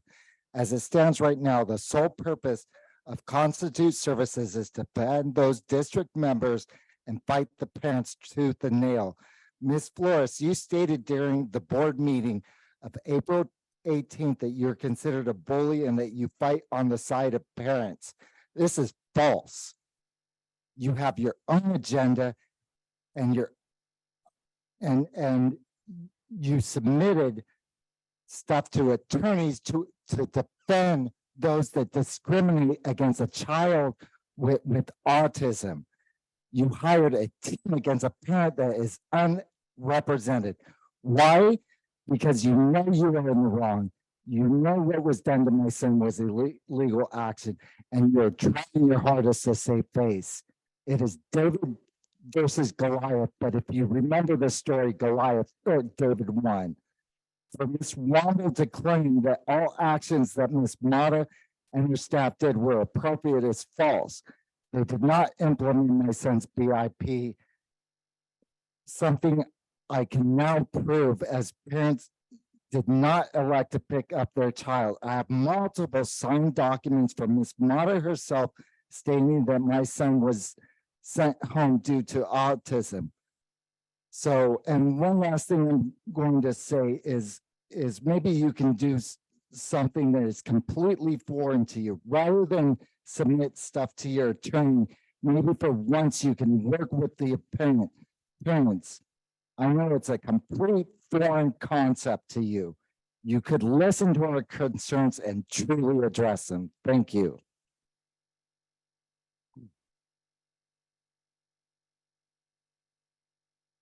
My second is in California, there's a misdemeanor. Mr. Jones, that's time for this one comment. Right.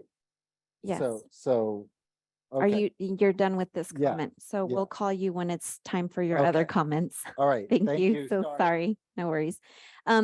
Next, we'd like to call up the group that's with the dance program. I believe that's Miss Kimberly Board. And there's a group of them that are here. So Miss Kimberly Board, Sanaya Robinson, Nevea Alexander, Lainey Antoinette, Isaiah Rodriguez, Estella Rodriguez, Delmina Rubio, Mariah Snyder, Chelsea, Jimena Rivera, Stephanie Simone, Aaliyah, and I believe that's it. First of all, a correction, the name of the staff member we're here with is Kimberly Beard. Okay, thank you. sorry. Thank you for Yeah, that. of Thank course. you. Hello, my name is Delmira Rubio. I am representing my teammates and classmates, especially those who couldn't make it today. You may or may not remember me from a meeting a while back with the Hagen competition. I was there, so I'm here again today to talk to spread our cause. because we are here because after one academic year, Edison High School administration is looking to shut down the dance program due to supposed low student enrollment numbers. Throughout the year, Edison staff has heavily discriminated against the dance team and class, prohibiting them from performing at sporting events and other activities around campus. We as a team have been subject to multiple kinds of mistreatment and rumors spread from teachers and consequentially students, pushing false narratives and harmful ideals, tarnishing the names of not only the team, but each of the members, including our teacher, who received the brunt of it, based on our knowledge. Though heed our words, we as students did not know the full scope of what went on between the staff, the adults, or rather the professionals in this situation. What we know is what we asked to know, but we come here knowing what we have seen and lived through. We are here because we want to be and feel is right. Dance is an outlet for many people and gives opportunities to those who do not and cannot fit in the molds of the limited programs offered, especially where we are located. Compared to others, it is a simple known fact, especially in the arts, we do not get the same funding or treatment as others do. Performing and visual arts are often pushed to the side and considered of low priority, oftentimes for only a few select programs, discouraging passionate pursuits, which is not fair. To some, the dance program is being shut down because it is not a real career pathway and because, of course, money, focusing on how much it can stuff pockets and be shown off online. This line of thinking is closed-minded and simply not true. If dance, which is an art in itself, is not a career, none of the arts can be considered careers either, which discredit band, orchestra, mariachi, art, and drama.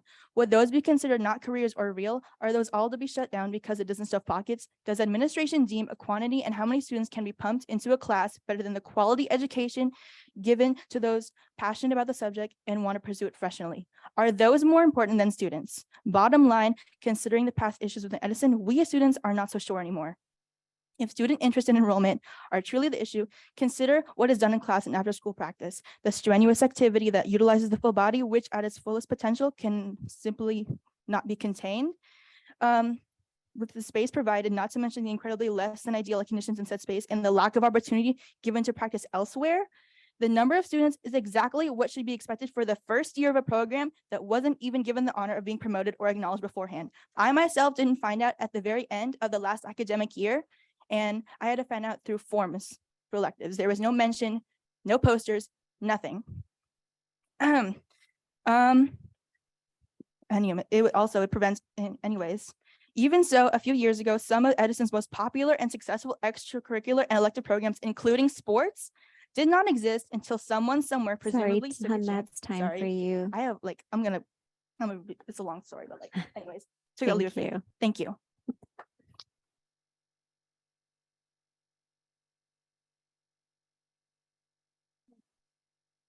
Hi, my name is Elijah Smith, and I'm the captain of the Vikingnet team. I would like to say, the first thing I would like to ask is a question. Was there a program of yours that aided you through your high school years and you hoped that it would still be there for future students to experience? That's what dance has become for me. The dance program hasn't just opened up a number of opportunities out in the outside world, but it's also taught me key tools that I will need to go out on my own.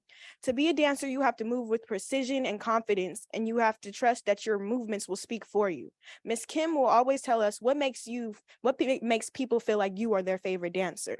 I take that with me because that speaks that you have to be confident, you have to be unique with everything that you do in your life as you go forward.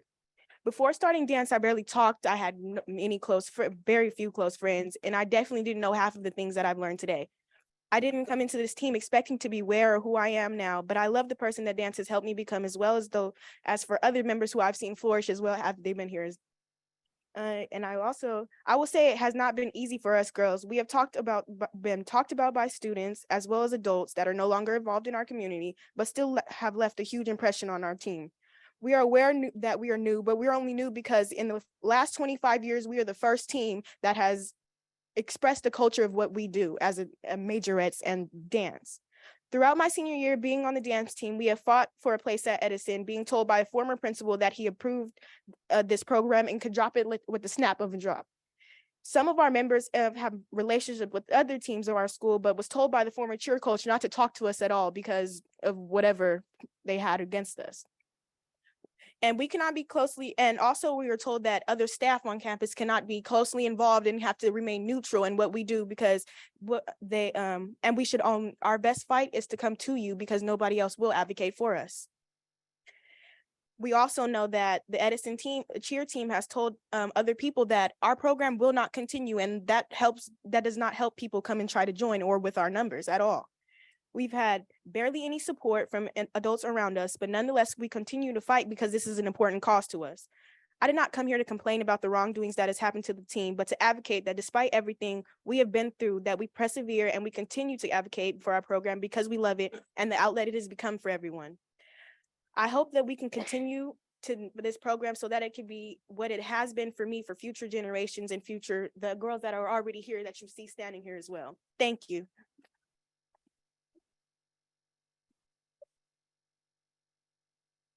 Hello, my name is Chelsea.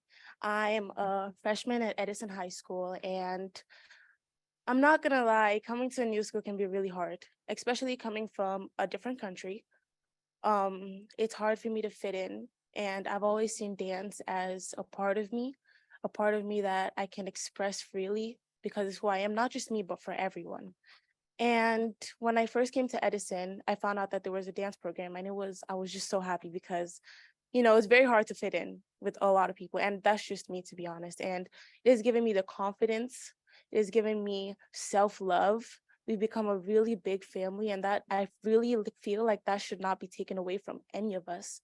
We love each other very much, even the ones that are graduating. I'm so sad to see them leave because we've been together for a while now, and it makes us really happy. And dance is a very beautiful thing. It's very historical, very cultural. We've done a lot of things, Indian dances, so many things that make us so happy, and everyone loves it. And I feel like that should never be taken away. And if it is taken away, I feel like it is very unjust. Thank you. Can you just make sure that the button is pushed and that it's green on the microphone? It's on the bottom. It says push. There's no button on that mic. They is just it need on? to speak into the. Oh, mic. just speak into the mic a little bit. Yeah. Good evening, everyone. I am a student at Edison High School. I'm speaking on behalf of Edison's dance program. It is very important to all of us that this program is given full consideration because we have learned we can express ourselves through dance. We have learned to write paragraphs on our thoughts about dance. We have gained confidence in ourselves, and grades have improved. We feel a big part of the school now and feel to have made a big impact. And we don't have to pay a lot of money to be able to perform. It gets our parents and friends more involved with us in the school. Hear my voice and please let us have this dance program.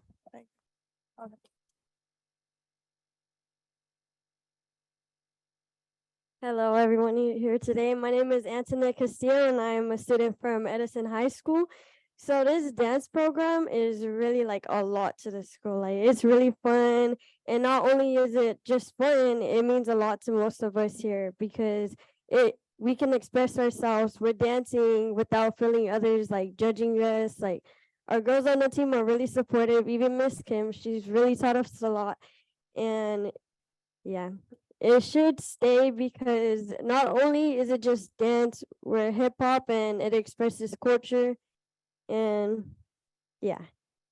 And Miss Kim has really taught us a lot. Like at first I was kind of shy around the girls, but then she taught us to express ourselves, and like she also taught us how to like speak in front of other people, and like that our voices should be heard, and that it's okay to like express yourself.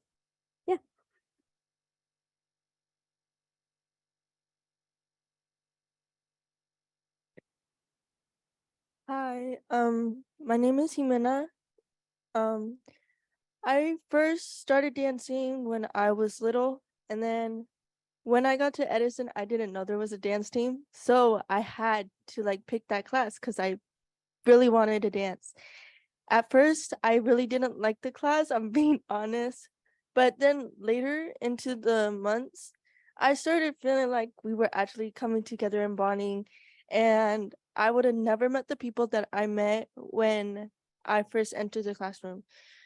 And I think it's very, very,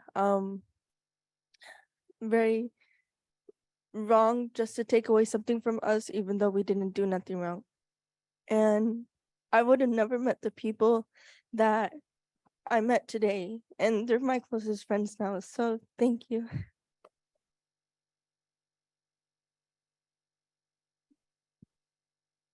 Hi, my name is Isaiah Rodriguez. I'm a junior at Edison High School, and I'm currently the captain of the dance team. And I have been a part of the dance team for about a year now. And throughout this time, dance has mean more to me than just dance. I battled with depression, anxiety, and dance has got me through so much with that. And I've been dancing since I was 3, I guess, and it hurts me a lot to know that they're going to be taking this program and this class away from us, knowing that it could probably help more than just me, but a lot of these students that are here with me today and other students that probably can't be here today with us. But I'm just really, really thankful for dance, and I wish they would not get rid of it because it helps me not become a statistic of another Mexican kid dead on the street or another kid died from suicide. And this helps me a lot. And I would really hate it if this program got taken away from us. Thank you.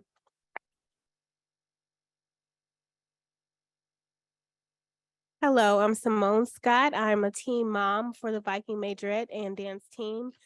This is my beautiful daughter, and the young lady that you see standing here before you today was the introvert who was very quiet, very, very shelled. And this young lady that I see today is totally different. The dance team has completely changed her whole aspect as it pertains to socializing and expressing herself. You know, dance has been an outlet for many of the students who are disadvantaged and in the lower income community. And we've received a lot of backlash in regard to funding for the program, which I feel like the athletic department should be able to distribute funds, because this has been a major part of the Edison High School athletic program and the funds that they've received during the games. They've received a much higher turnout at the games, and a lot more funds have been received because of the majorettes. I believe that this program should be continued, and that Miss Beard has been an intricate part of allowing our girls to express themselves. The confidence, the trust that has been established between the girls and the staff that has been supportive has been outstanding. And I feel like it speaks volumes that many of the athletic departments and the administrative staff who opposed of the team are no longer with us.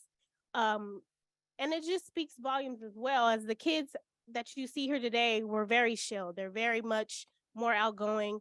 They're very much more expressive when it comes to themselves. And I feel like this program should continue.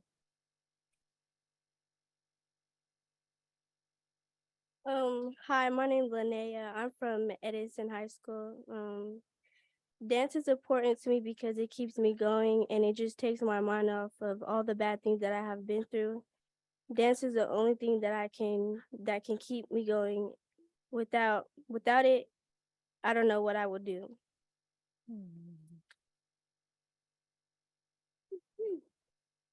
Hello, my name is Stephanie, and as a proud supporter of Edison High dance team, I am deeply saddened by the. You got this. Take a deep breath, in and out. Speak slow.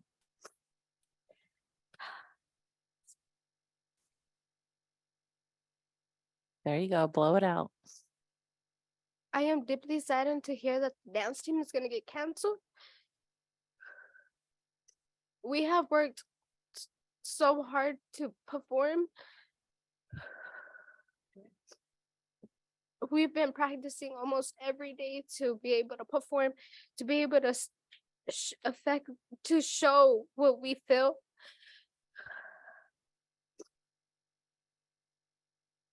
Our talent at our school, it helps a lot through our community. We have brought so much joy and excitement to our school spirit events and their performance. We have been a highlight to many school events. The dance team has not only provided entertainment for students and parents, but has also taught valuable lessons about teamwork, dedication, and staying on task. They have been positive influence on the school community, and their absences will be felt by all. It is my hope that admin and school board will reconsider their decision and find a way to think about the situation, because a lot of adults don't listen to students. mainly when people are higher than like older than students, they don't listen. They just think that the older is right, and thinking that taking away dance from students is going to be a positive thing in Edison, but really not. I have always struggled with expressing myself, which is why I'm here today, because my team is here and I'm trying my hardest to express the way I feel, not just by tears, but the way I think how this is going. Thank you.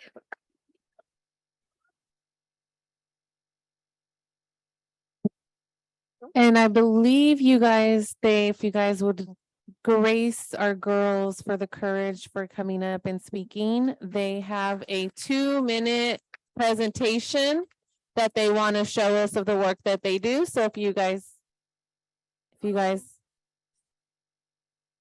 do it. We have one more though. We have one more. Okay, we have one I more. like to apologize. Oh, I just want to make sure we meet the time limit. Yeah. Okay. Okay. Also, this is another statement from Nevea. She had to leave, unfortunately, but yeah, so I'm just gonna read it for her.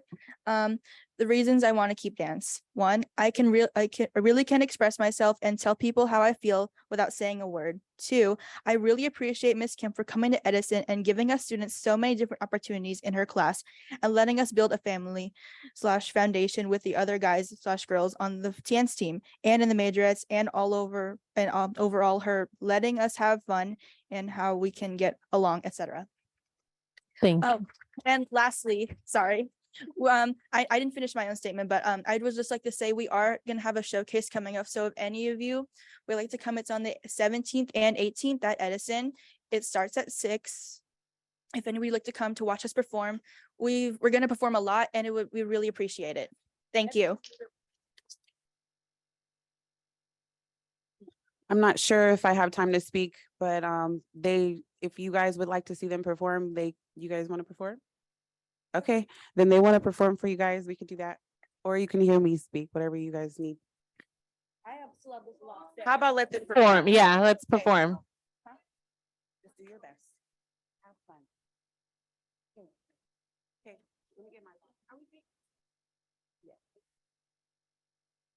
And for those in the audience, that is Miss Kim Beard.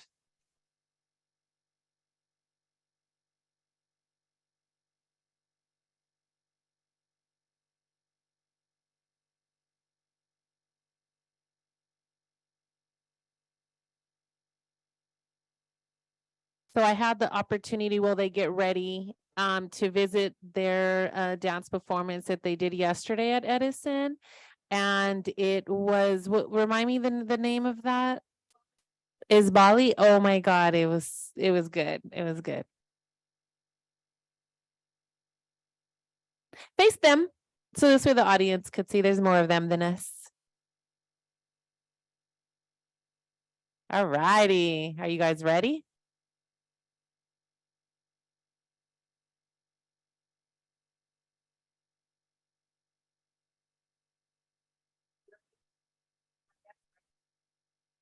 And our state on LinkedIn.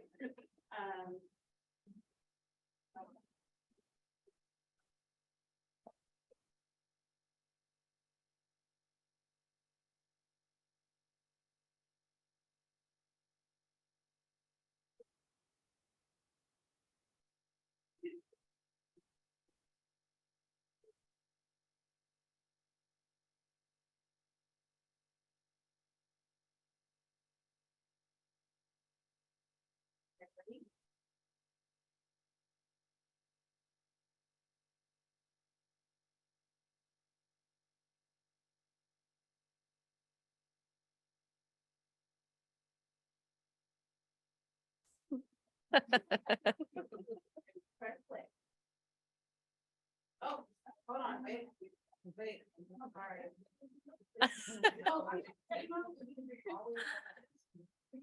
Technology.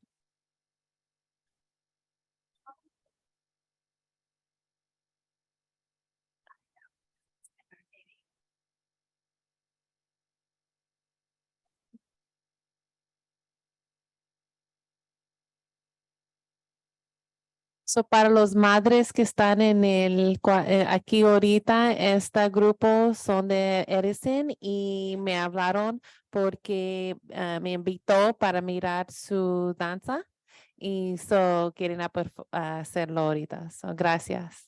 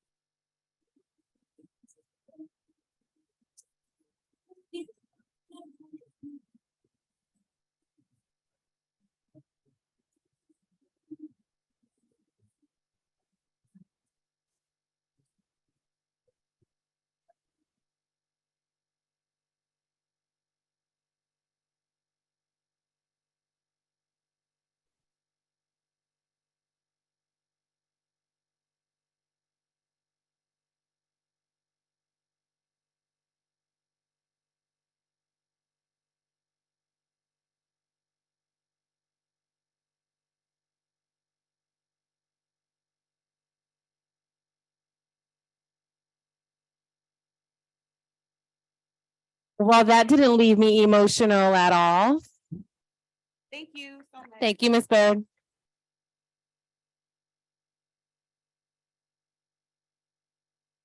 Some good light, some good light. Thank you, girls and boys, for coming and showing your courage to speak at an event at our board meetings like this. And I look forward to seeing more of your performances.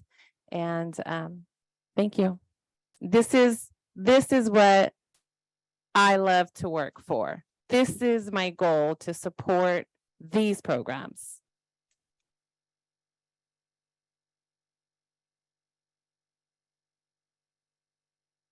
Back to you, Yvette. Thank you, Madam President. The next three comments, non-agenda related comments, are all from Mr. Shahar Jones. I don't know if we want to allow him to speak on his three comments.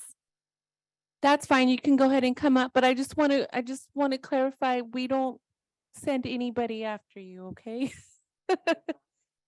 Well, you mentioned a comment that we sent people to you. I just want to clarify that's not what we do. We just hear you out and we take the information that are being given, okay? And I did already send a follow-up email to our staff to look into your situation. Okay, I appreciate that. As frustrated as I sound. I hear you.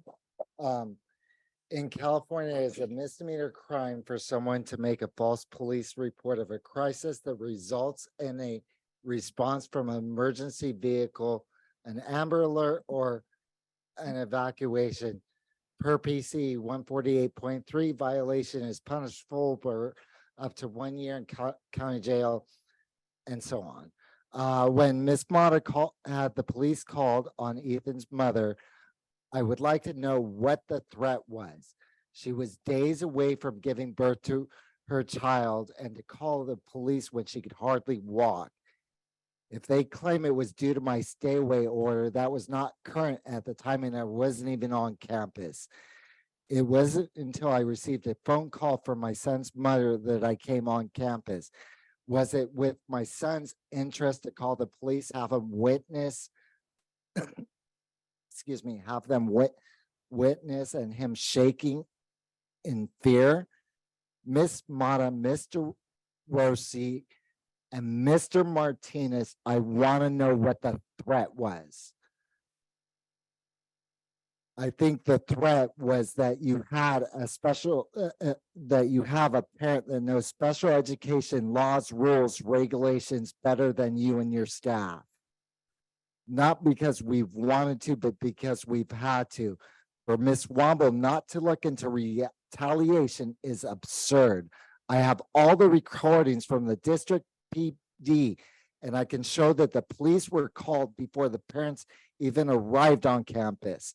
I asked the board why your own board policy that states in part any district employee who permits or engages in prohibited discrimination, including discriminatory harassment, intimidation, retaliation, or bullying shall be subject to disciplinary action up to and including dismissal. Your own board policy is meaningless if it's not enforced. For Ms. Mata to insinuate we were the ones creating the disturbance is a flat out lie.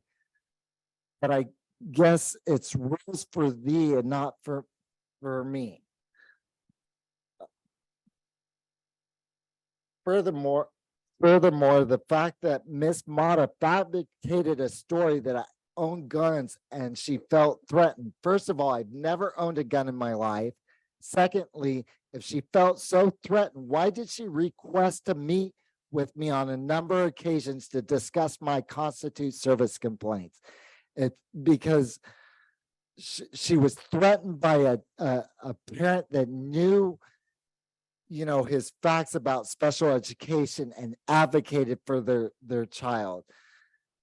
There's no argument that your attorneys can provide that I will not rip apart.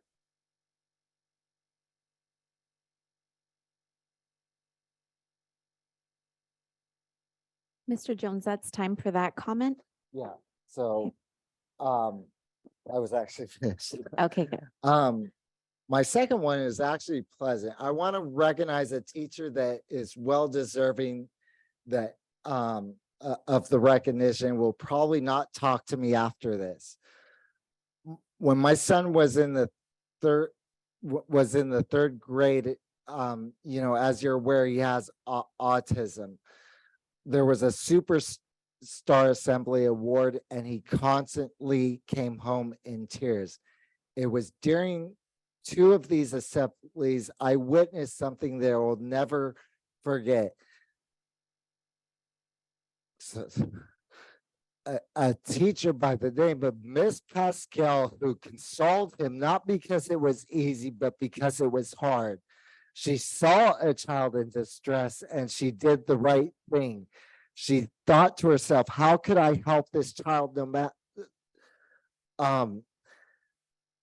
See, my son with autism, Miss Pascal was not even his teacher. She was my daughter's teacher, and I will forever be grateful. I want those teachers sitting behind me to take note that sometimes it's not the biggest breakthrough, but the smallest gesture that you make that affects parents in such a profound way. Most of us want to see our children succeed and know that most of you teachers are the reason for that. We are not the enemy as some would make us out to be. We are sometimes your biggest friend. That's it. Thank you.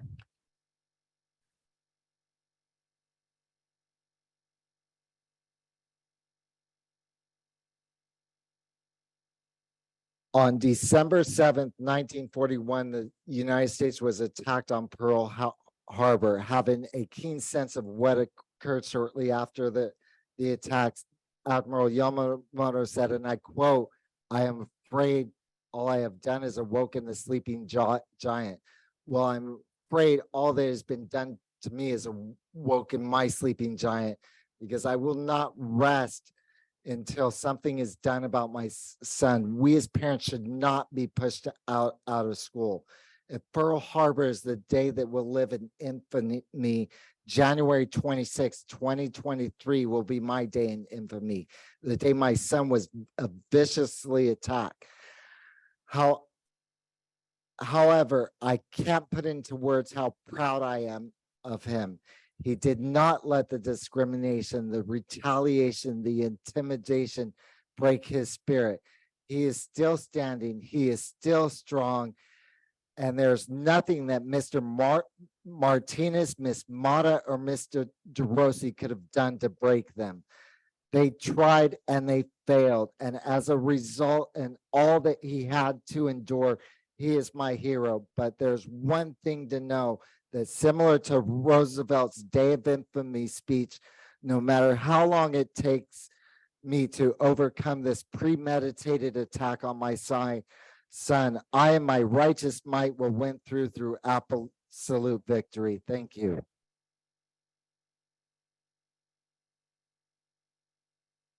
Thank you. The next comment is from Miss Marisha Queenan. She's still here. Marisha. No. Mr. Victor Garcia.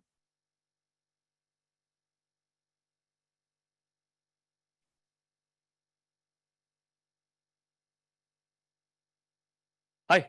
Hi. In my almost 16 years of being an SUSD employee, I have learned from some amazing leaders who have taught me what it takes to be a leader. This was for you, Jay. Unfortunately, many of those leaders are no longer working for our district and have either moved on or retired. To clarify, a leader should carry integrity and carry the overall best interest of the whole at mind. A leader does not use his or her position of power to manipulate the system and create false narratives to simply present the illusion that everything is great and nothing needs fixing. A leader is self-reflective and owns up to their own mistakes, even when it hurts their own ego. A leader does not just shift the blame to someone else in place of his or her own shortcomings or lack of knowledge. A leader evaluates his or her team and assesses whether those working on the team are strong enough to be in the positions that they hold. This should always be a priority to best support the needs of all impacted by your leadership. If you are going to appoint people in positions of power, then as a leader, you are responsible to ensure that those people carry the experience and education to do the job. It should not be about having a team that is loyal to you, but it should be about people who will do what is best for the good of the whole. If the team you put in place does not carry enough experience, a true leader would work on helping to develop those individuals and support those to get better at their jobs. If those who are appointed choose not to take the help and make the needed changes, then the leader must consider looking elsewhere and fill the position with someone who can do what is best for the whole and not the individual. As a newly titled ELOP facilitator, I do not care about titles or power. What I care about is serving to the best of my ability the needs of the community, and most importantly, the students at my school site. To the board members and superintendent, obviously she's not here. At what point do we begin to push our own egos aside and stop promoting our own selfish ambitions for power, money, and titles? When do we start to self-reflect and see the mistakes we make in order to address them and actually do what's best for staff, parents, and most importantly, students? Well, I have 45 seconds. I just want to say, I know it's hard, especially for the new board members and the one who just got reelected. I know it's hard, and I know that a lot of the times it's tough when it comes to not having to go low and do the same actions that other people do against you. But you have integrity, and you want to do your best to be above reproach and do your best to do things better than the way that others have done it. And I think with certain people here, I know what it's like to be bullied. I still got your letter from 10 years ago. But at the end of the day, you go high and you keep them going low. Thank you. Bye. Next comment is from Mr. Harpreet Shima.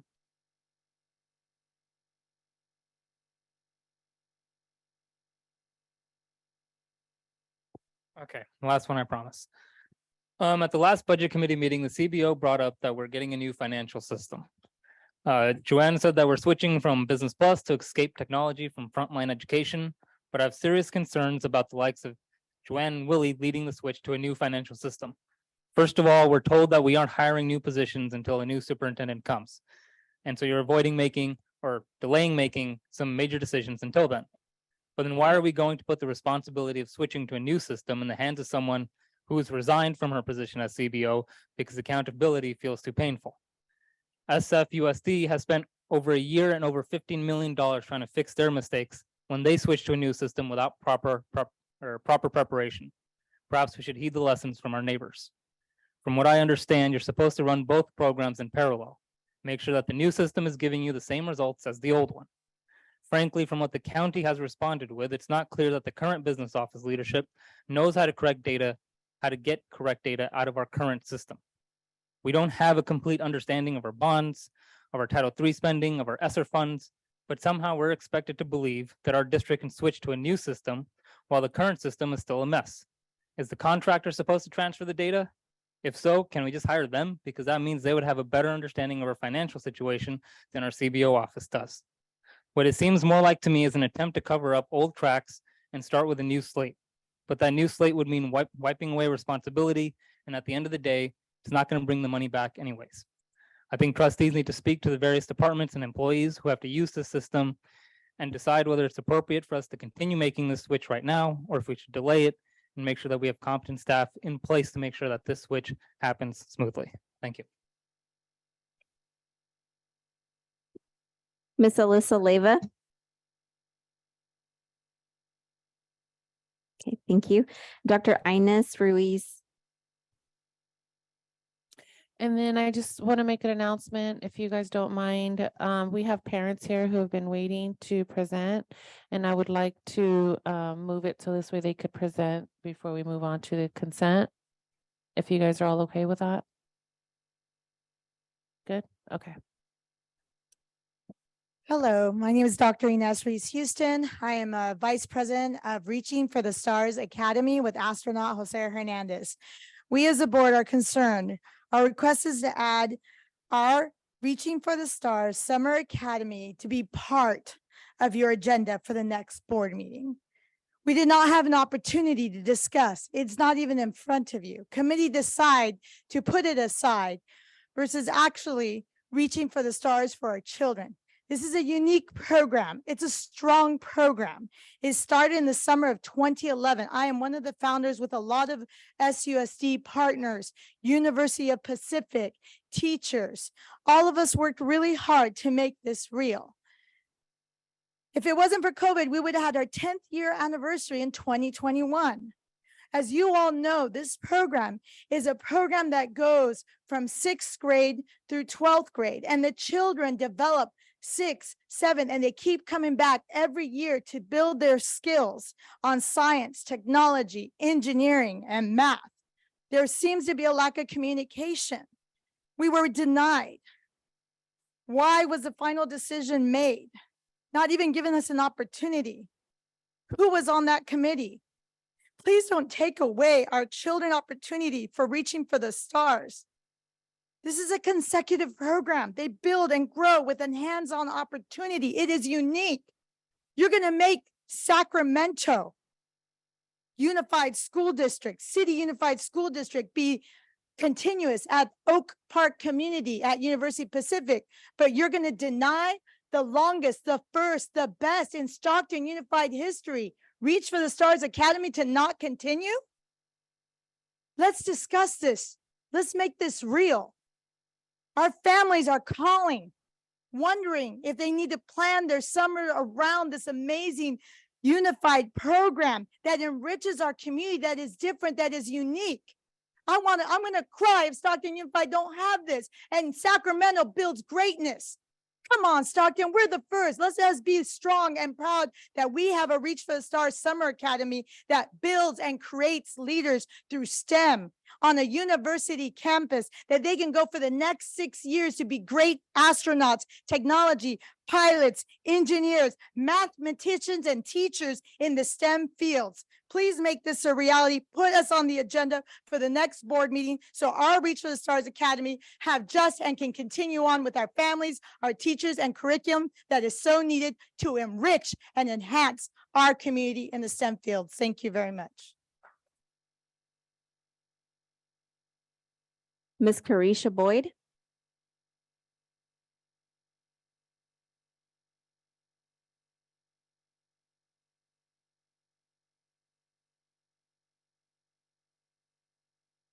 Hello, everyone. My name is Carisha Boyd again. I'm back. There's several issues that's transpired this year since I became PAC president. The correspondence that have been going out on behalf of PAC without the notification of our committee, the misrepresentation of our committee, the marginalizing of our African-American PAC and its parents and its students. And so today, recently on our May 4th meeting, there was a meeting, and the day before, the FRC sent out notification that the meeting time was at 6 o'clock when our meetings are normally at 5:30. I came at 5:30, assuming that my team voted to, change the meeting, which I found out once they got there, they thought I changed the meeting. As a leader, on recording, I stood up and stated that, we do have the right to change the meeting, which come to find out we're in violation of the Green Act. And so because of this, because since I've been president, I've never even been given the handbook for the Green Act. I have emails where I've stated to the FRC, please give me the information I need to be in this position. We have not received any training other than the minimized version of the Robert's Rule of Order. And so here, with all this information, I'm requesting that the board assist our PAC and our AAB PAC and any other PACs in reinstating the Parent Leadership Academy. It is pivotal that we get this done as soon as possible because our parents' lack of information is allowing things to continue to trickle down and continue to marginalize our kids and violate our educational rights, which is very upsetting. So I'm just asking the board, please help implement some type of parent institute, look for those services. We like, to take action as soon as possible. Summer, we're available. We're ready to get our hands dirty and put in work. So, and that's why I'm here. So, and also too, I would like the assistance to investigate the Green Act and give those, please give me the information I need to better do my job. Because I am tired of being talked about at the meetings, being disrespected. I've been called every name from monkey, nigger. I've been disrespected on so many levels. And because part of it is out of ignorance, because some of the parents don't know how Robert's Rule of Order runs, and they don't know how the meetings runs, or they don't even know what the committees that they're on are for. Some of these parents didn't know what the LCAP was until a couple of weeks ago, which is a shame. And we're at the end of the school year. So that is lack of representation. And so I'm just asking, please get us the resources we need to move forward. Dr. Ramirez, can you get her information and contact her with some of the statements she's made? Thank you. The last comment is from Mr. Paulo Enriquez, and it's regarding the superintendent's search. So I've said this at the committee level, but I think it's important to say it again before the full board. It is within your discretion to release the names of the finalists. This is what it said in the written proposal from McPherson and Jacobson LLC. Quote, McPherson and Jacobson proposes an open process for the search. We believe the public business should be done in public with transparency. We also understand the need for applicants' confidentiality. Our process keeps the names of all applicants confidential until they are named a finalist for the position, at which time the names of the finalists are made public. If the board believes that the names of the finalists should be kept confidential until they make their selection, we can do that. This is your search, and we will adapt our process to fit your unique needs, end quote. That was page 10. This was page 11. Quote, after the board selects their final candidates to interview, the names of these candidates will be made public upon confirming the interviews, if the board chooses to release the names. I strongly believe that the names of the final candidates should be released and that the public be afforded the opportunity to research these individuals themselves. I know McPherson said they do an internet search to check for any red flags, but the things that the general public considers to be red flags may not be what the firm considers to be a red flag. Will they tell you about a prospective SUSD superintendent's initiatives to privatize their current district? Maybe, maybe not. Will they send you an article on how a candidate dealt with a workers' strike in their district? Maybe, maybe not. And I know David from McPherson has raised privacy concerns, intimating that a candidate could lose their job if their current employer finds out that they're trying to apply for another superintendent job. But I'm sorry, if you can't even commit to having your name attached to Stockton Unified as a candidate, then you probably aren't ready for the full-time commitment of superintendent. These privacy concerns are overblown and they do not outweigh what should be the public's right to know. Thank you. Madam President, that concludes comments under 5.2. Back to you. Okay, thank you. Dr. Ramirez, the parents presenting, or is that?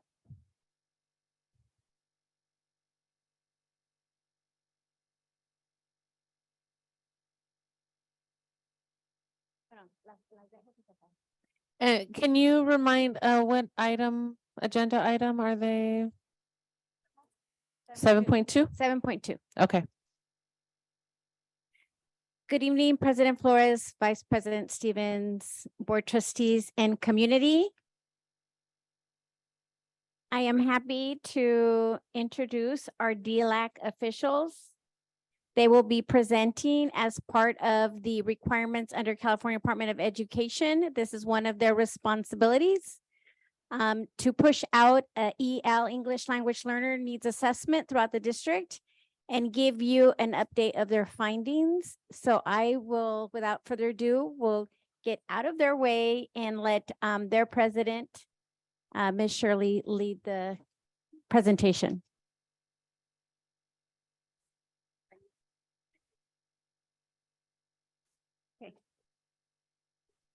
They each have a part of the presentation, so they will be reading it in Spanish, and then Norma, our translator, will be translating in English. Okay. Do you have a microphone? Will that be easier for you?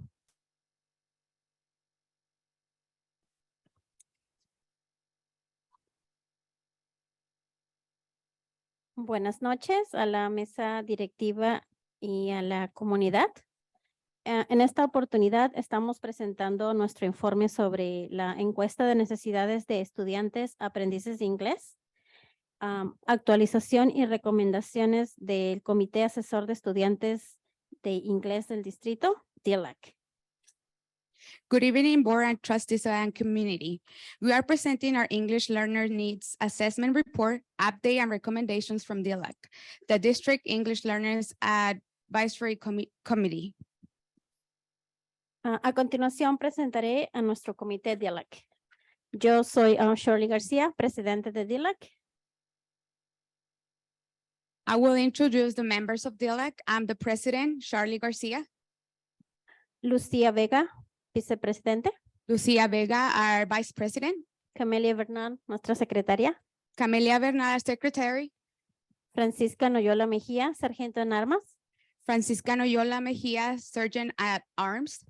Y Catalina Ramos, parlamentaria. Catalina Ramos, parliamentarian.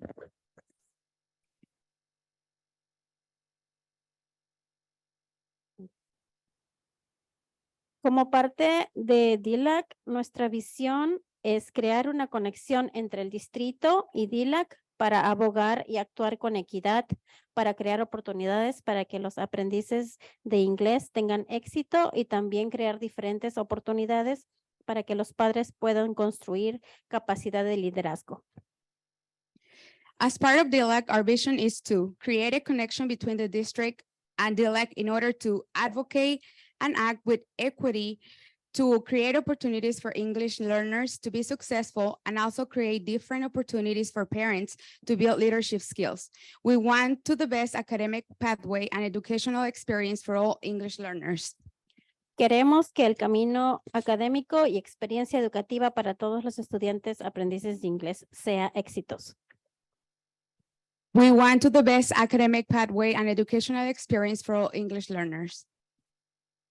La encuesta consiste en una serie de preguntas creadas para obtener las opiniones de los padres con respecto a los servicios y necesidades de los estudiantes aprendices de inglés.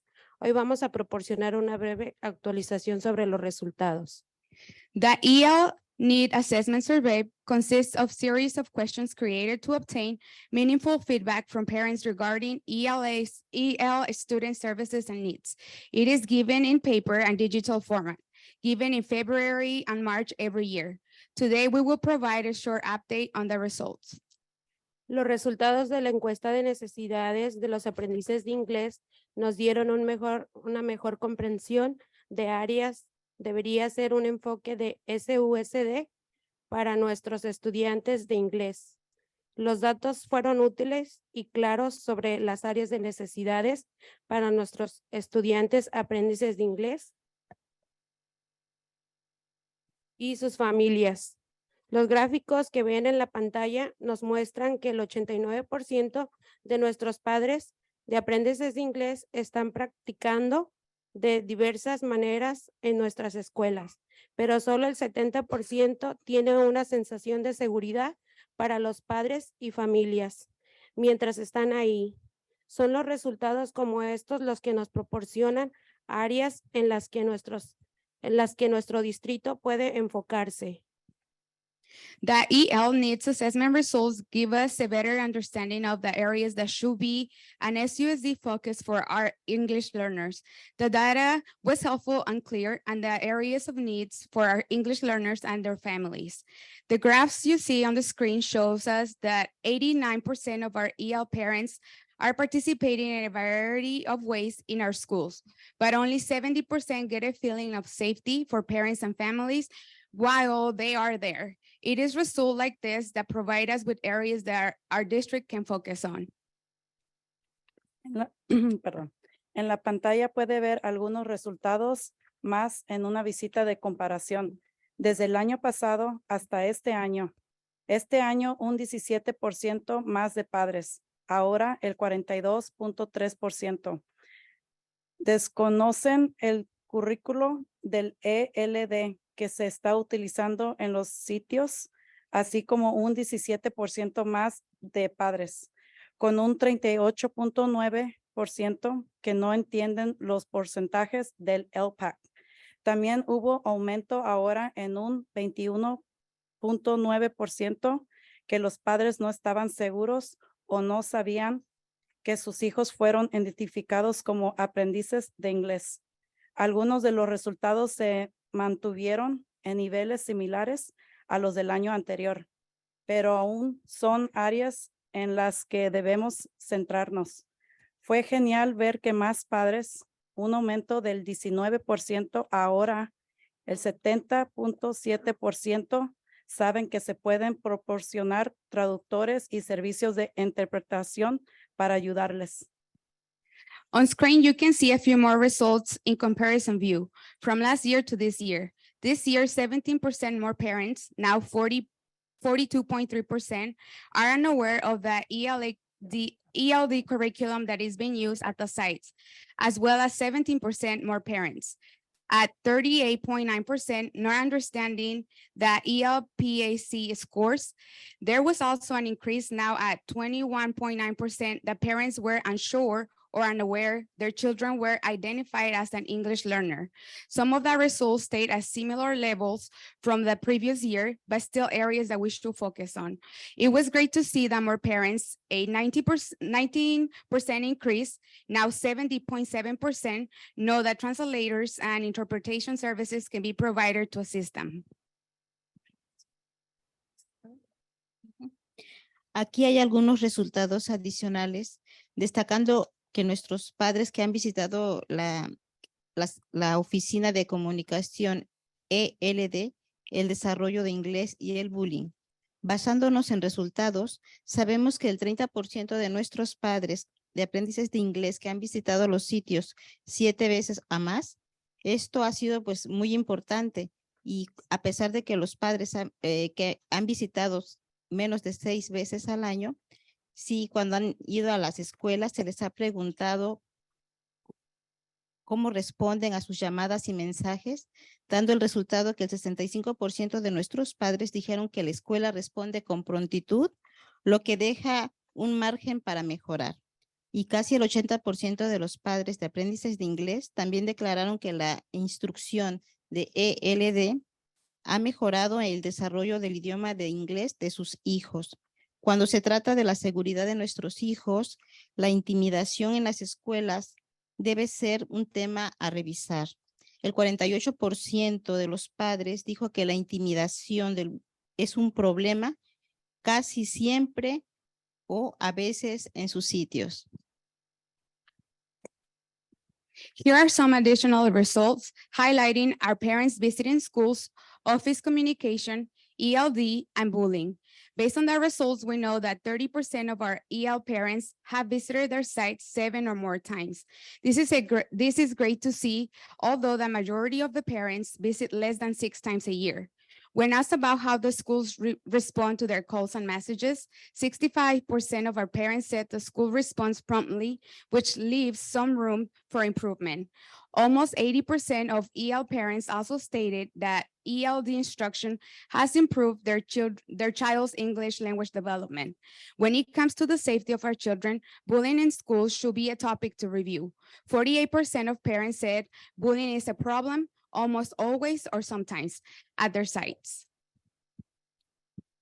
Como comité y como muestran los resultados de la evaluación de necesidades de aprendices de inglés, ELAC ha hecho una lista de recomendaciones que creamos y serán beneficiosas para que nuestro crecimiento de estudiantes de inglés y el camino académico tengan éxito. Nuestras recomendaciones son para los sitios y el distrito, para maestros, estudiantes y padres, para oficinas escolares y sugerencias, para las reuniones de IEP y una breve lista de talleres y capacitaciones que serían beneficiosos para los padres de aprendices de inglés. Una recomendación de nuestras de los talleres serían tener un taller en el currículo de ELPAC y ELD, mentalidad de crecimiento y o requisito de AG. Creemos que las recomendaciones serán útiles para el distrito. As a committee and as the result of the EL needs assessment results show, the ELAC has made a list of recommendations that we feel will be beneficial for our English learners' growth and academic pathway to be successful. Our recommendations are for the sites and district, for teachers, students, and parents, for school offices, and suggestions for IEP meetings, and a short list of workshops and trainings that will be beneficial for EL parents to receive. A sample recommendation for workshops will be to have a workshop in LPAC and ELD curriculum, growth mindset, and AG requirements. We feel the recommendations will be helpful for the district. Tenemos una de las recomendaciones para el distrito. Los estudiantes deben tener acceso a intervención después de la escuela durante la primavera y el verano. Si no existe, se deben crear un programa de intervención y los estudiantes deben tener acceso y conectarse con consejeros de escuela secundaria en el lugar si lo necesitan. Los consejeros están allí para ayudar y guiar a los estudiantes a través de 4 años de escuela secundaria. The recommendations we feel of sharing is students should have access to intervention programs after school and during the spring and summer. If it does not exist, an intervention program should be created. Students should have access to and connect with on-site high school counselors if they need them. Counselors are there to assist and guide students through 4 years of high school. Y nosotros consideramos que una de las recomendaciones más importantes son sobre los maestros. Consideramos que contratar personas de calidad y vocación, dar entrenamiento profesional a las personas para enfrentar cualquier situación con los padres, reconocer y apreciar al personal que está haciendo bien su trabajo y apoyarlos con mejores ambientes de trabajo. que se sientan escuchados para que no pierdan su motivación, dar más ferias de trabajo y presentar al equipo que está a cargo de reclutar maestros, que se den incentivos a directores y a maestros por su buen desempeño e implementar su programa académico para todos los estudiantes y que se apoye a los directores y maestros con entrenamientos para que tengan un mayor conocimiento y dirección para los ELACs y también puedan brindar un mejor apoyo a los estudiantes aprendices de inglés. One of the most important one is for the teachers. Teachers of quality and vocation should be hired. Give professional training for teachers on culture proficiency and communication with parents. Teachers should be recognized and appreciated, especially those who are doing their jobs well. Sites should be supported and provided with better work environments. Make students feel heard so they don't lose their motivation. Principals and teachers be given incentive for their good performance and implementing their academic program for all students. Principals and teachers should be supported with training so that they have greater knowledge and direction for the ELACs and can also provide better support for English learners. Para concluir, les agradecemos por darnos el tiempo para brindarles nuestro informe y nuestras recomendaciones, ya que esto mejorará las experiencias educativas para nuestros estudiantes aprendices de inglés y sus familias. Por último, queremos resaltar que esta presentación fue elaborada por el Departamento del Desarrollo del Lenguaje. Muchas gracias. In closing, we want to thank you for allowing us the time to provide you our report and our recommendations to better the educational experience for our ELA students and families. And lastly, we want to point out that the presentation was elaborated by the Department of Language Development. Thank you.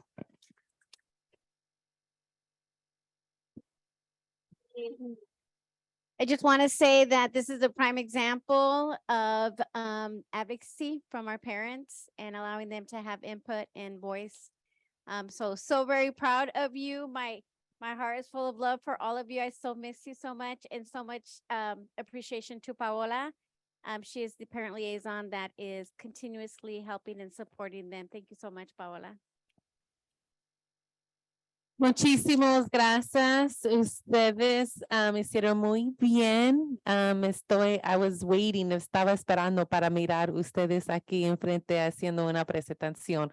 So, muchísimas gracias. Y también, Paola, si lo puedes informar los padres y los madres de los juntas que tenemos para los English Language Learners Committee y también el Equity Committee. Y también el seguro, el comunidad, the committee, the safety. We're not having enough of our parent support there. And I think that it is titled the English Language Learners Committee. So I would really love to have you guys there and presenting, and we can even put you guys on the agenda so that we can elaborate more on this presentation. And I can let you guys know that we are working on getting you guys training, okay? Microphone. Go ahead.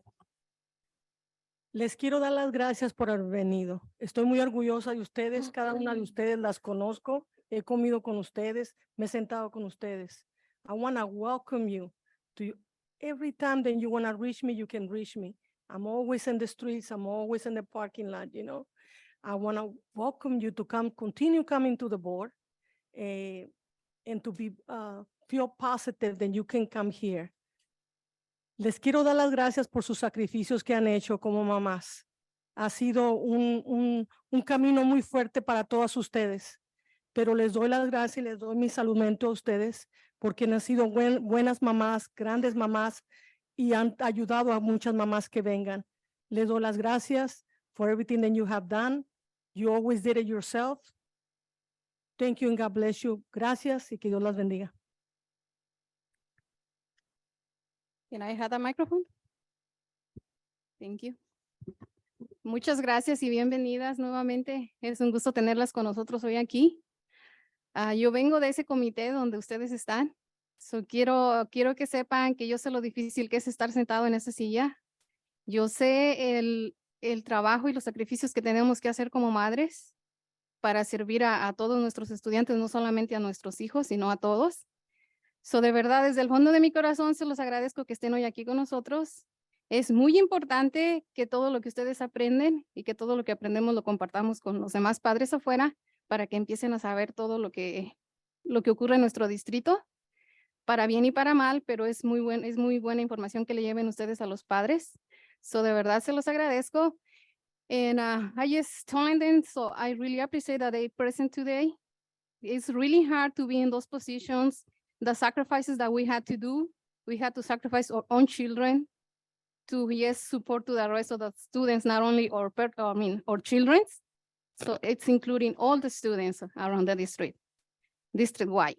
So yeah, thank you so much for being here today. I really thank you from the bottom of my heart, because I know how hard it is. But yeah, thank you. Sí se puede.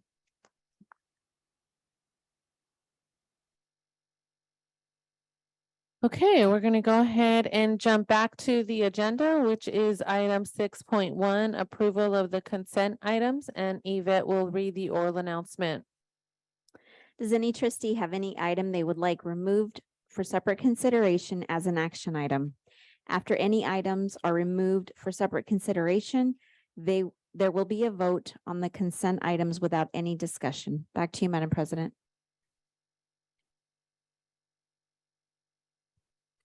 Do we have any board members who would like to remove any consent items for discussion? I do. I'd like to pull 6.31 and 6.21 for discussion and clarification.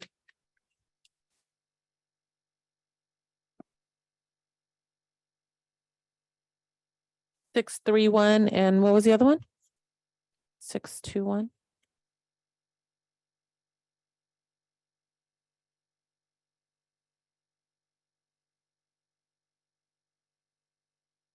Are those ones you wanted to pull too? Okay. And then, yeah, that's just the consent, huh? Okay, any other items?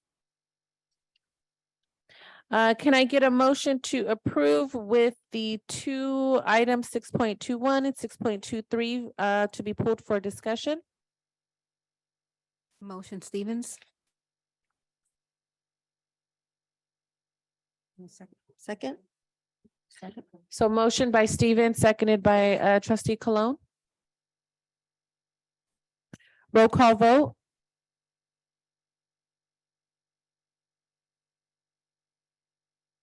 President Angel Ann Flores, Yes.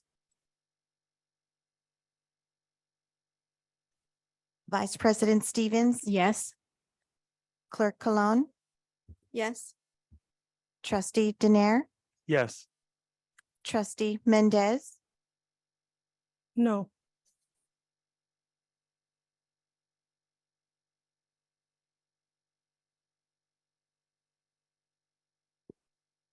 Trustee Rico, Yes.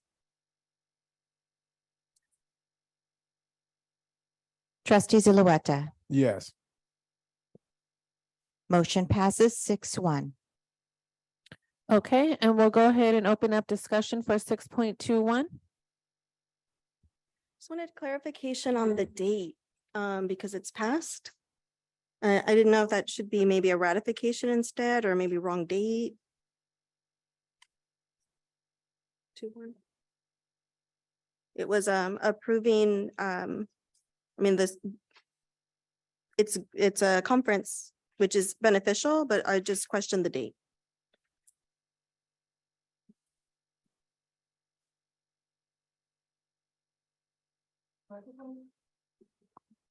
Microphone, Yes, can somebody respond this? Because I think that's you- what we're waiting on. They're looking. Yeah, I'm looking to see, it doesn't look like the principal is here. And it is a ratification. It was on May 3rd, so we can bring that back as a ratification. Microphone. Also, Mr. Bob, we're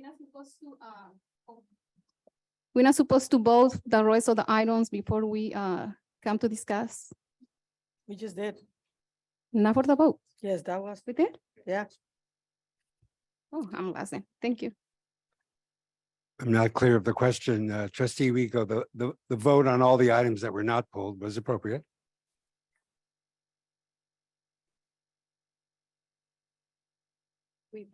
Okay, did that satisfy your guys' questions? Okay, so do we motion to approve? Oh, no, we're gonna bring it back. Okay. Okay, we will now discuss item 6.31, approval of a field trip for one Cesar Chavez High School student in career technical education with one chaperone going to the National Youth Leadership Forum in Michigan. Your question? Good evening, President Flores and trustees. I'm here to speak on behalf of Cesar Chavez High School. They have a robust career technical education program. And for this student, this is an opportunity for them to gain that leadership experience from that program. So I just wanted to come up here and speak to that. Is there any questions? Yeah, so with the 1852 Foundation, we provided the student with a grant. So we're just trying to understand the funding of what's happening because it is a with a company Envision that does is they don't need a chaperone. We see that the chaperone is going with the student as well. Those are some of the questions that I posed last week as well, but they weren't answered. Oh, okay. Well, and when they did the board agenda item, what they did is they wanted to make sure they covered all the ends from the district perspective. I can speak to the fact that they just wanted to make sure there was a chaperone, but if there's no need, you know. Vice President Stevens, it's actually part of a board policy and we could share that with you. I apologize for not sending that, but any field trip requires a certificated staff, given the fact that we're actually sending the student, you know, via our school district, and we're responsible for providing a certificated staff person and chaperone. Yeah. So that's one. The other piece, I was unable to verify exactly how much. You did mention that there was a GoFundMe potentially for the student. So we'd have to go back and ensure that we're not overfunding the field trip. Yeah. Do we know what CTE is providing? Because we covered the program room and board that does include meals, transportation to sites as well, and also for meals.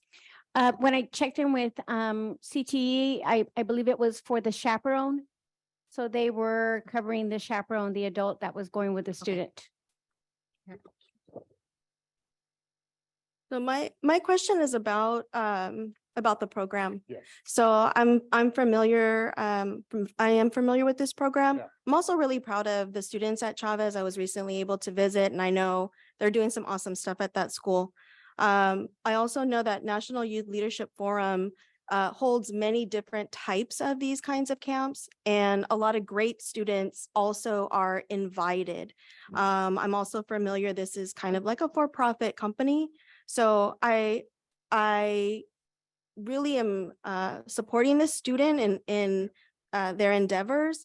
I just wonder if granting one student as a field trip sets a precedent for all of the many other students that also receive these very similar invitations. So this one's for engineering, but I've seen them for medicine, for politics and things like that. I also, just speaking from experience, my own daughter attended one. She went to UCLA for the week. We went, dropped her off, and didn't come back until she was done because chaperones are not allowed. Where parents are not even allowed to be in that area. It's a great program, right? She had that experience, but I'm just, I'm thinking we, as the 1852, supported her. It's a great thing. I see now it's as a field trip. And so now that kind of puts it under the umbrella of having to abide by these other rules. So I can see where that thinking comes from. I'm just not sure that's setting the right, or setting, whether it's right or wrong, I don't know, but just setting the precedent. We might have several hundred students that get this invitation. So what do we do?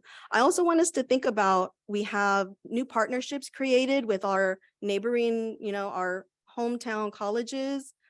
maybe there's something in there we can, If I may say, this is a great problem to have. yes. This is a right? very Yeah. good problem to have. So, I mean, this CTE program has really bolstered this year. It's really taken off, as you can see with the BA breakfasts that we had, this recent one. We actually had even a student from Weber Tech beat a school that was 10 years running in coding. So we have very good talent in Stockton Unified. And I think it's important, although I do understand about precedents being set, when we have somebody that's recognized to that level, I think as a district, it's good to support them. And like I said, it's a good problem to have.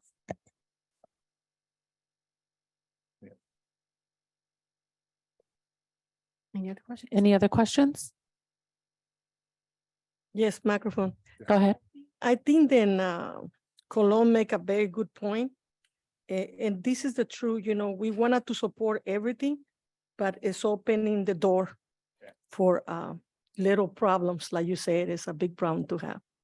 But, we welcome and to help the children. But I think then she made a very suggestion. And also, then this is what's going on right now. Okay. Go ahead. Thank you. Thank you.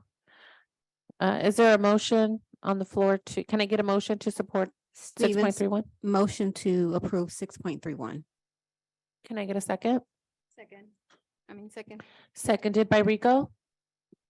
A roll call vote. President Flores, Yes. Vice President Stevens. Yes. Clerk Cologne, No. Trustee Denaire, Yes. Trustee Mendez, No, Trustee Rico, Yes. Trustee Zulueta. Yes. Motion passes 5-2.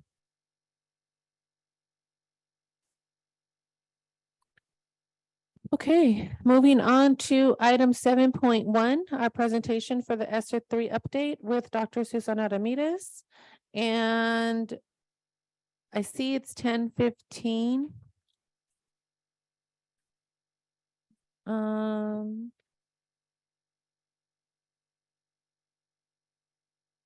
We need a motion to extend the meeting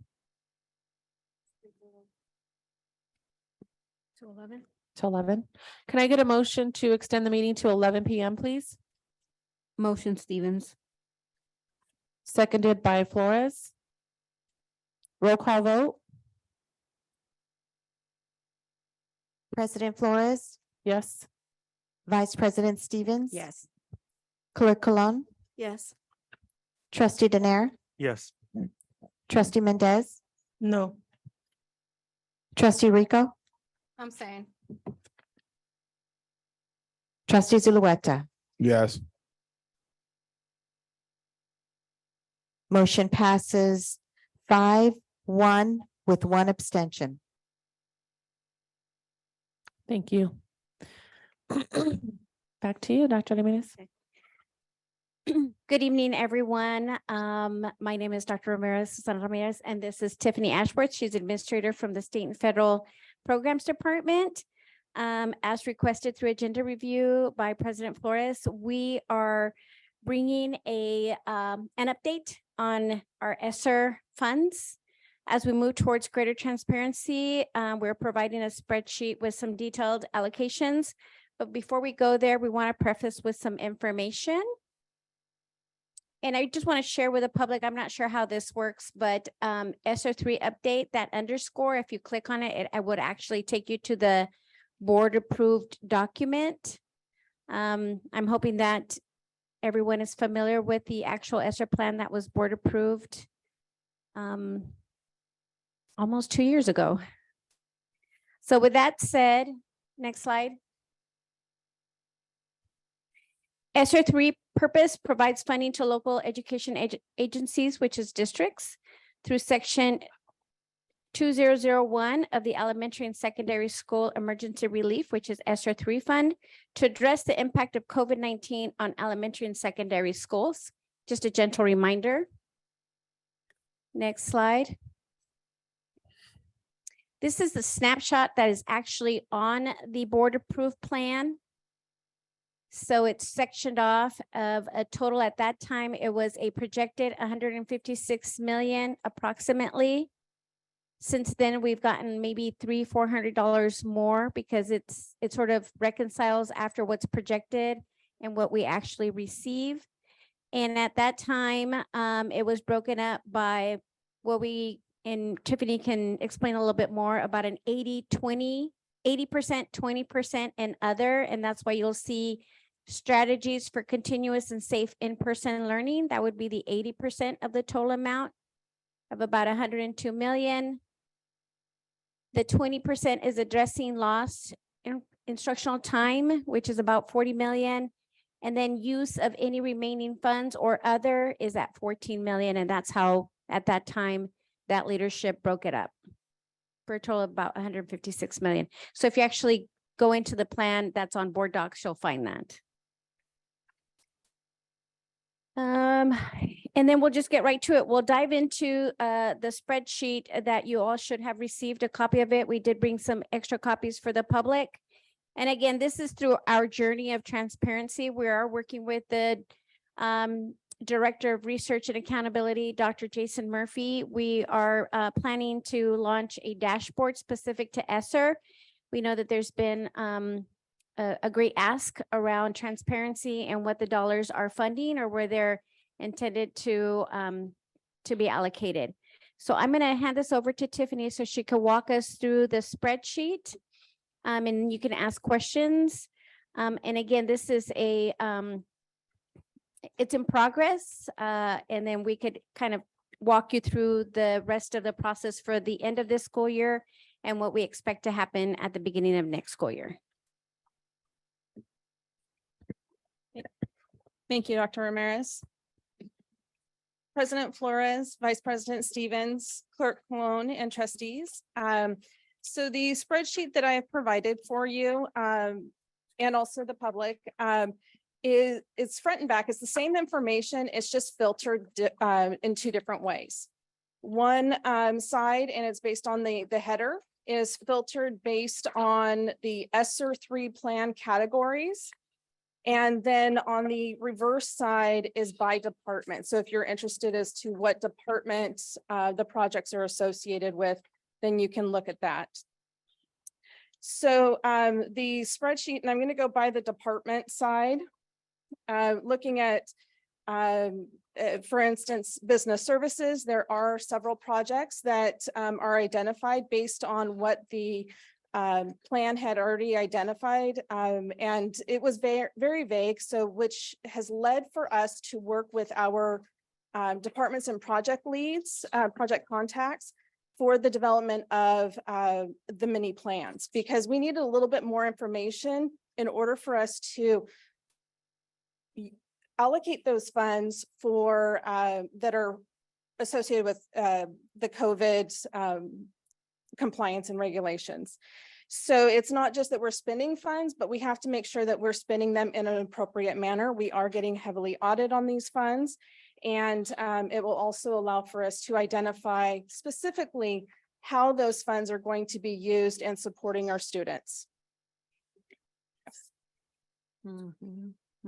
So the board approved plan had these big chunky categories. And so what we did as part of cabinet is we went through every area in the board approved plan and aligned it to the corresponding department that would provide those services, if that makes sense. But because the language was so broad, we added an extra layer of work where each department lead had to work with their teams to provide a more detailed plan. And so they have until May 15th to submit their final plans. But that's where we get all this detail that Tiffany is working with that will eventually end up in a dashboard.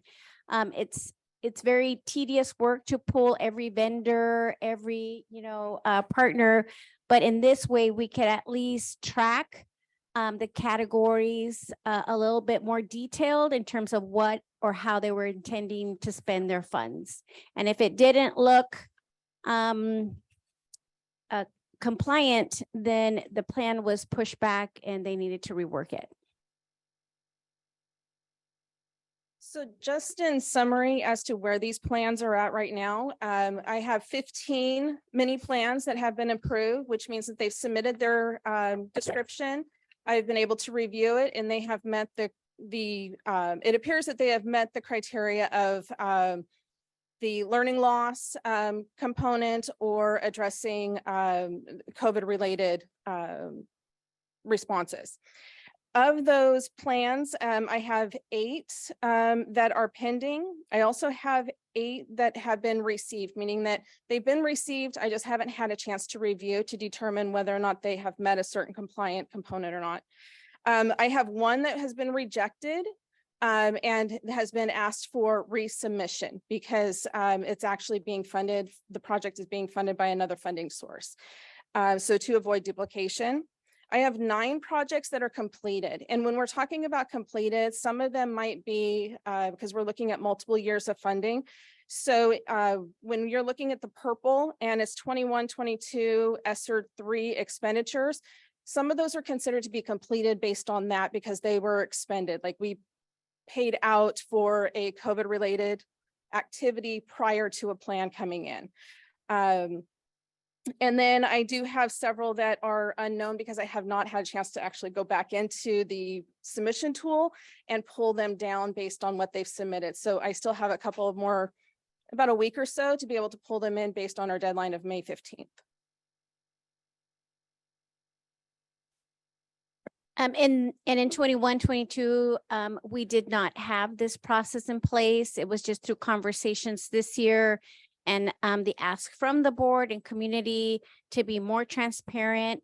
And the only way we could do that is to just have departments give us an additional detailed plan, get vetted through state and federal, because they are the department that is a liaison between California Department of Ed or the U.S. Department of Education when they come in and audit us. There's also another layer, depending on the project, they have to work with Tiffany and her department to get California Department of Ed to approve it. So it's not just as easy as just writing it in the plan. It's a done deal. We actually have to work with state and federal to communicate with California Department of Ed. This is the intent. And then we can move forward with whatever project or plan that department has. So going back to the very general plan that was approved a couple of years back. So based on the board approved plan, departments were allocated ESSER funds, exactly what we were talking about earlier. And that just kind of details what each department lead, the work that they needed to do with their teams, and based on feedback, department surveys or conversations they were having with teachers. And then that's where they're going to tease out the details of the activities for those funding, for that funding source. And again, this is just specific to ESSER 3, and that's specifically because Tiffany and I work with business services, but most of the workflow for that has been going through the state and federal department, which is compliance. That's the best way that we've found is going to keep people compliant, is Tiffany reviewing and her team and rejecting things that don't look or don't pass the smell test, right? Next slide. And then next steps, May 15th deadline for expenditure plans. They have till May 15th. We've actually extended that deadline. There's a lot going on in the district, but we do want folks to get serious about expending their funds so that the community can know how are we utilizing these funds to, bridge the gap in learning loss and ensure that our students are safe. June 27th, board review. We plan to bring an updated ESSER 3 plan for the board to review, because we believe that by that time, there might be some additional funds that were not allocated, because again, as Tiffany mentioned, there might be other funding that will cover those expenses. For example, Joe and I have been on conversation about the $50 million that was set aside for construction. We believe some of that, and based on deadlines, can be covered by a bond potentially. So then what do we do with those additional $50 million? That would need to come back to the board to make some of those decisions. And then July 1st through August, allocate funds as approved by updated ESSER 3 plan. as we all know, we close books in August, and then the business department has the difficult job of ensuring that everything gets rolled over for next year. And depending on the new system or not, they may have to do that manually. So just making sure that we get that out so that departments can spend their money. We have not spent, we haven't spent quite a bit. And so just understanding, knowing that there will be a lot that will come to the board for review and approval of large amounts of money between now and September of 2024. I recommend that you consider having board studies and have every department come and present their plan. That I think is another level of accountability and transparency to community and stakeholders. Just have curriculum come, you have 9 million. I know you have a mini plan, but tell us your thinking behind that, you know, whether it's a curriculum, a vendor, what is that going to do in the next, 9 months or so. That's what I would recommend. It is time consuming, but I think it's worth a while knowing that we have about 156 million, 150, I think, that we still need to spend. And it's optics, right? We know we have a lot of need, and to have to send back money is not a good plan. Questions?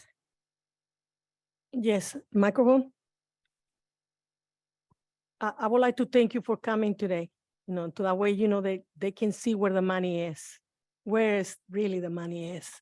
And I welcome you, and maybe we can make a 1 hour before our board meeting, maybe, to go half an hour, just to bring it, so that way they can bring, so everything can become more clear. Thank you for your time today. Go ahead. This document is what I've been asking for since I can remember. So you guys hit it on the mark. Thank you, because it's simple. It tells us what department it's coming from. It tells us how much, tells us when it was given, when it's going to be going out. So this helps me understand a lot better. So when I ask questions, I know how and where and what I'm doing for. So I give you guys a whole 100 points for this simple. I know it's a lot of work on you guys. I could tell that it was a lot of work, but it helps us make better decisions up here. Thank you. Yep. So are schools doing mini plans as well, or just departments? Just departments right now. We do have a bulk of funding in education services. About 19 million for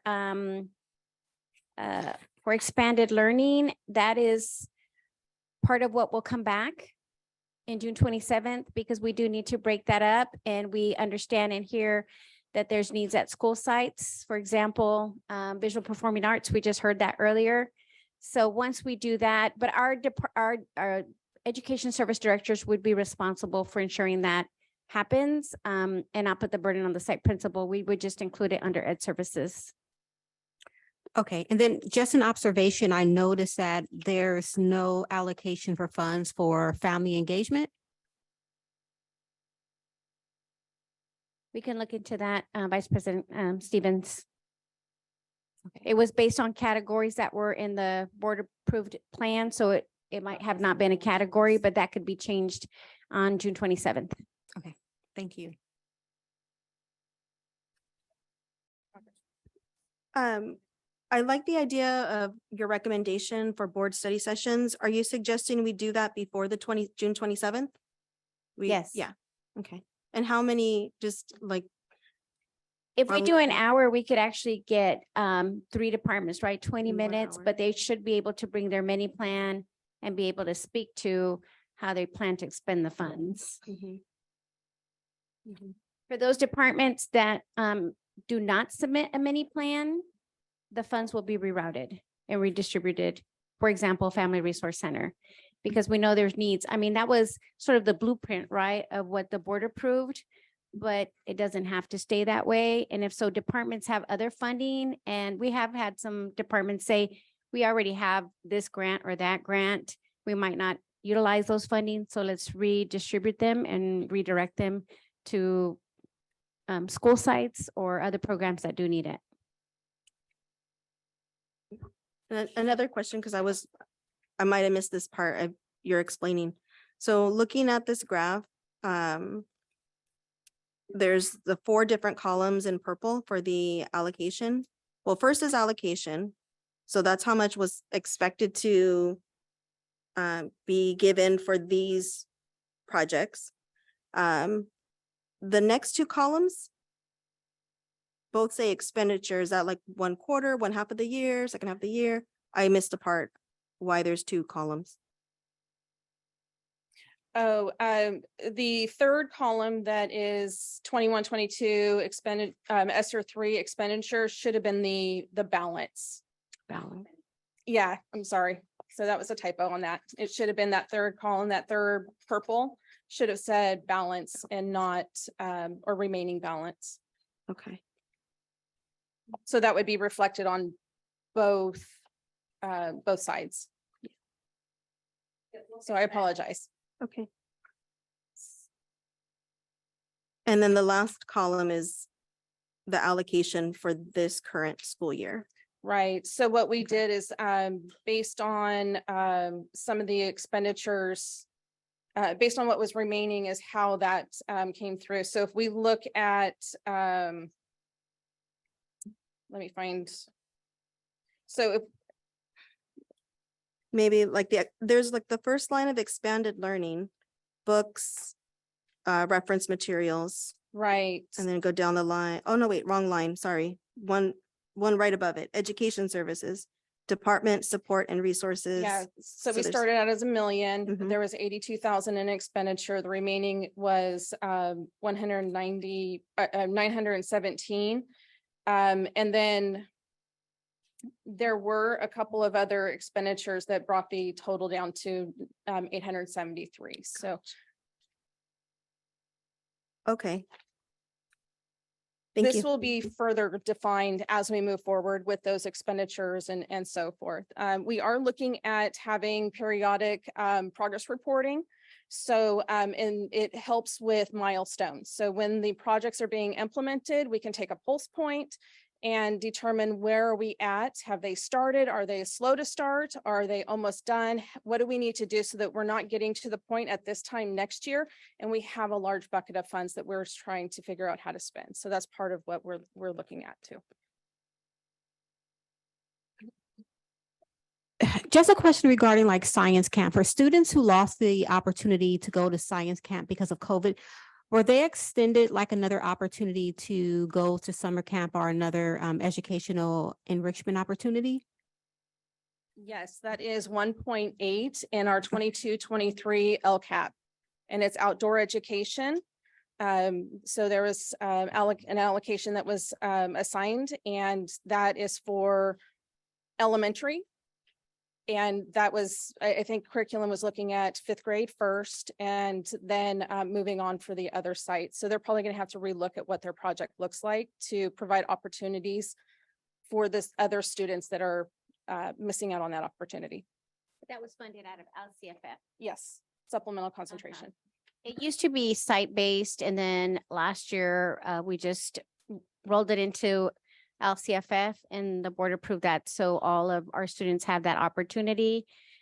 We do have some other programs during the summer, but the county works really diligently with sites to, ensure that the majority of their students can attend. We ran into some issues with, transportation or dates and things like that, but we really do our best to try to ensure that all of the students in that grade span attend.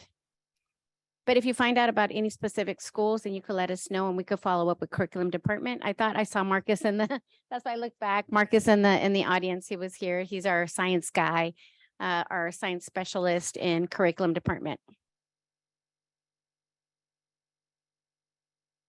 Any other questions?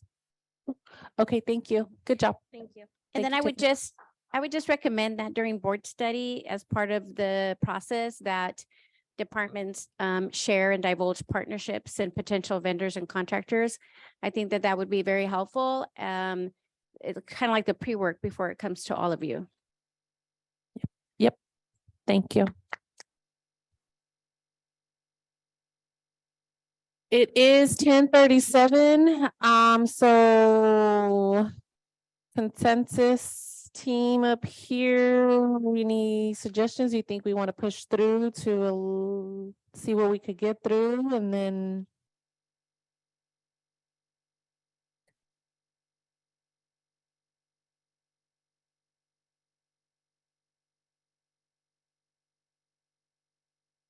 I will have a suggestion, go ahead.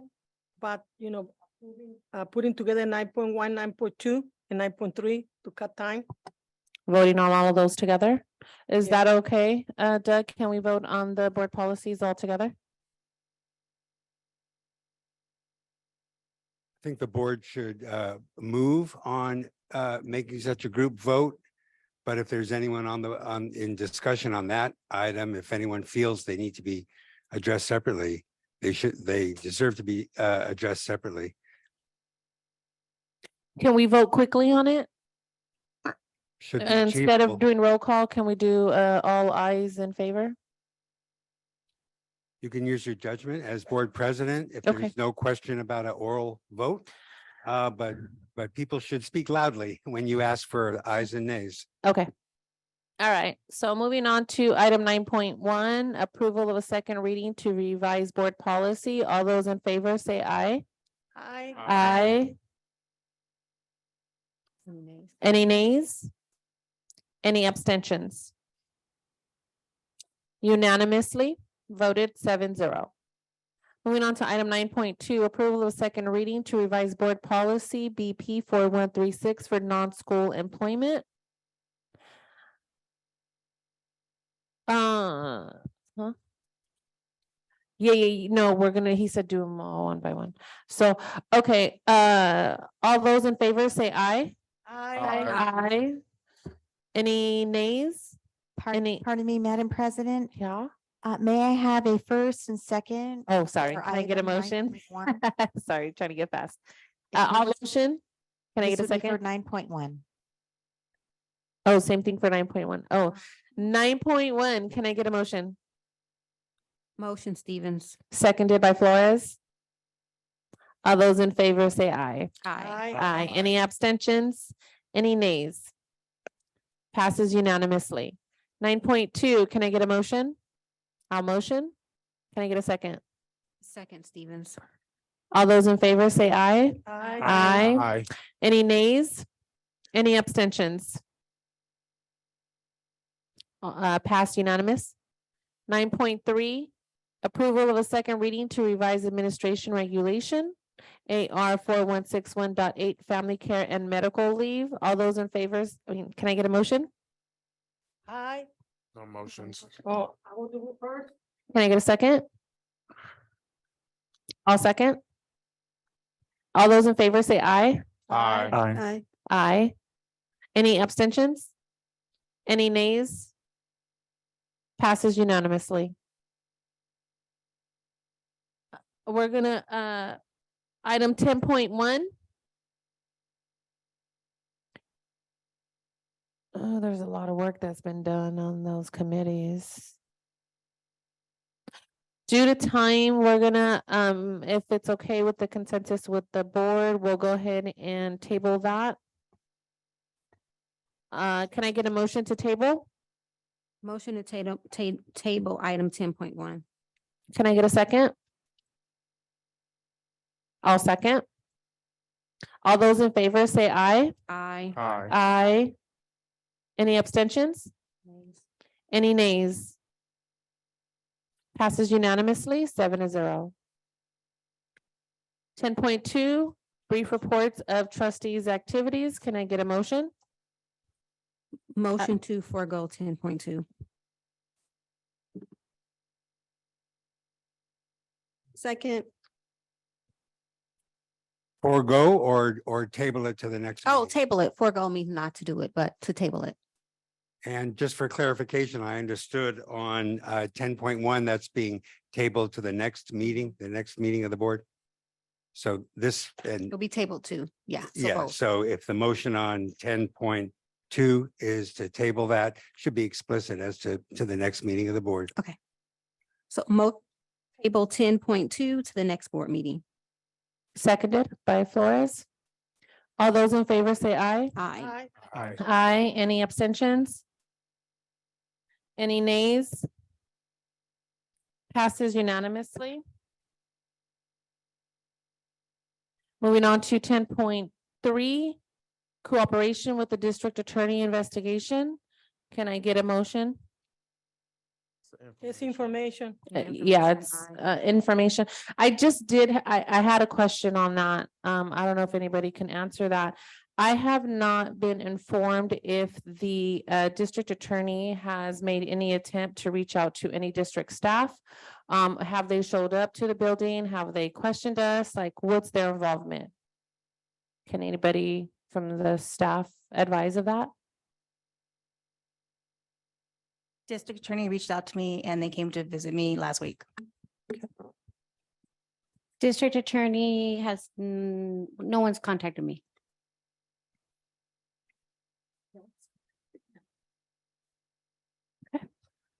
Doug, when district attorneys and some stuff like that are visited at our school sites, should we as a board leadership be informed? The district attorney's conduct of that office's investigation is done pursuant to their own procedures. Yeah. And I think there is I would not be aware of a mandate that the board be informed of their conduct of their investigation. It's already been made public that they are undertaking that investigation.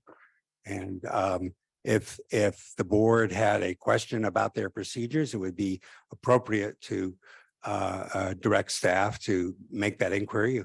What of the district attorney's procedures could be provided in an information item to the board, to the district, that would be appropriate.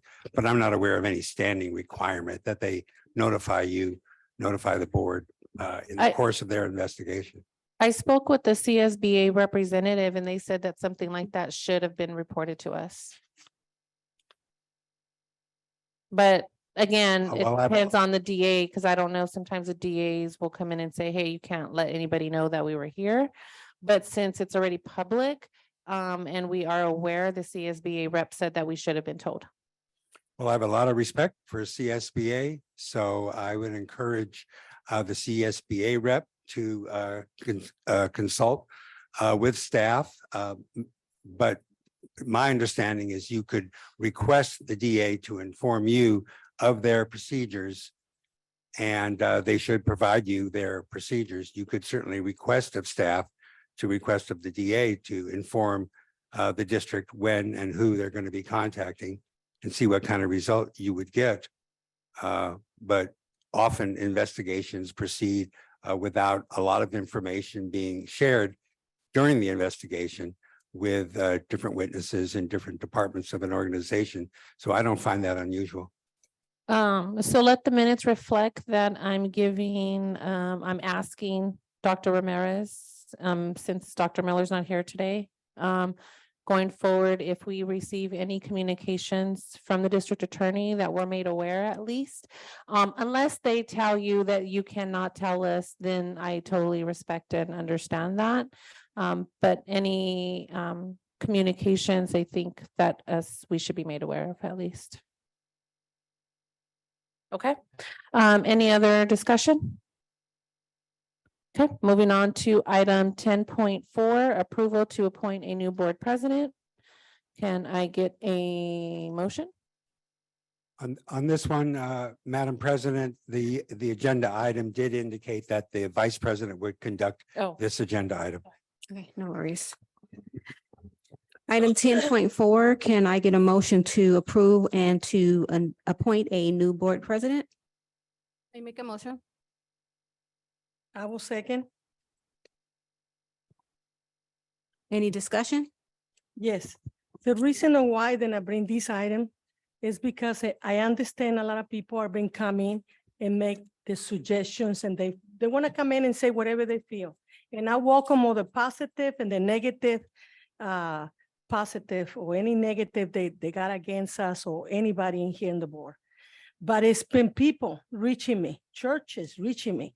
I did keep all my emails, all my text messages, because they're fed up, like they are fed up also. Then the board has been not been positive or whatever they feel, then some board members are criminals or no, or whatever is going on. I welcome everything negative and positive people bring to me, but also it's people who also contact me in different ways. And it's just too much. People are not being respected the same way. Some of the union representatives, they even calling me and telling me, people are not meeting me halfway. This is not what I was promised. And I understand, and everybody needs to be treated fairly.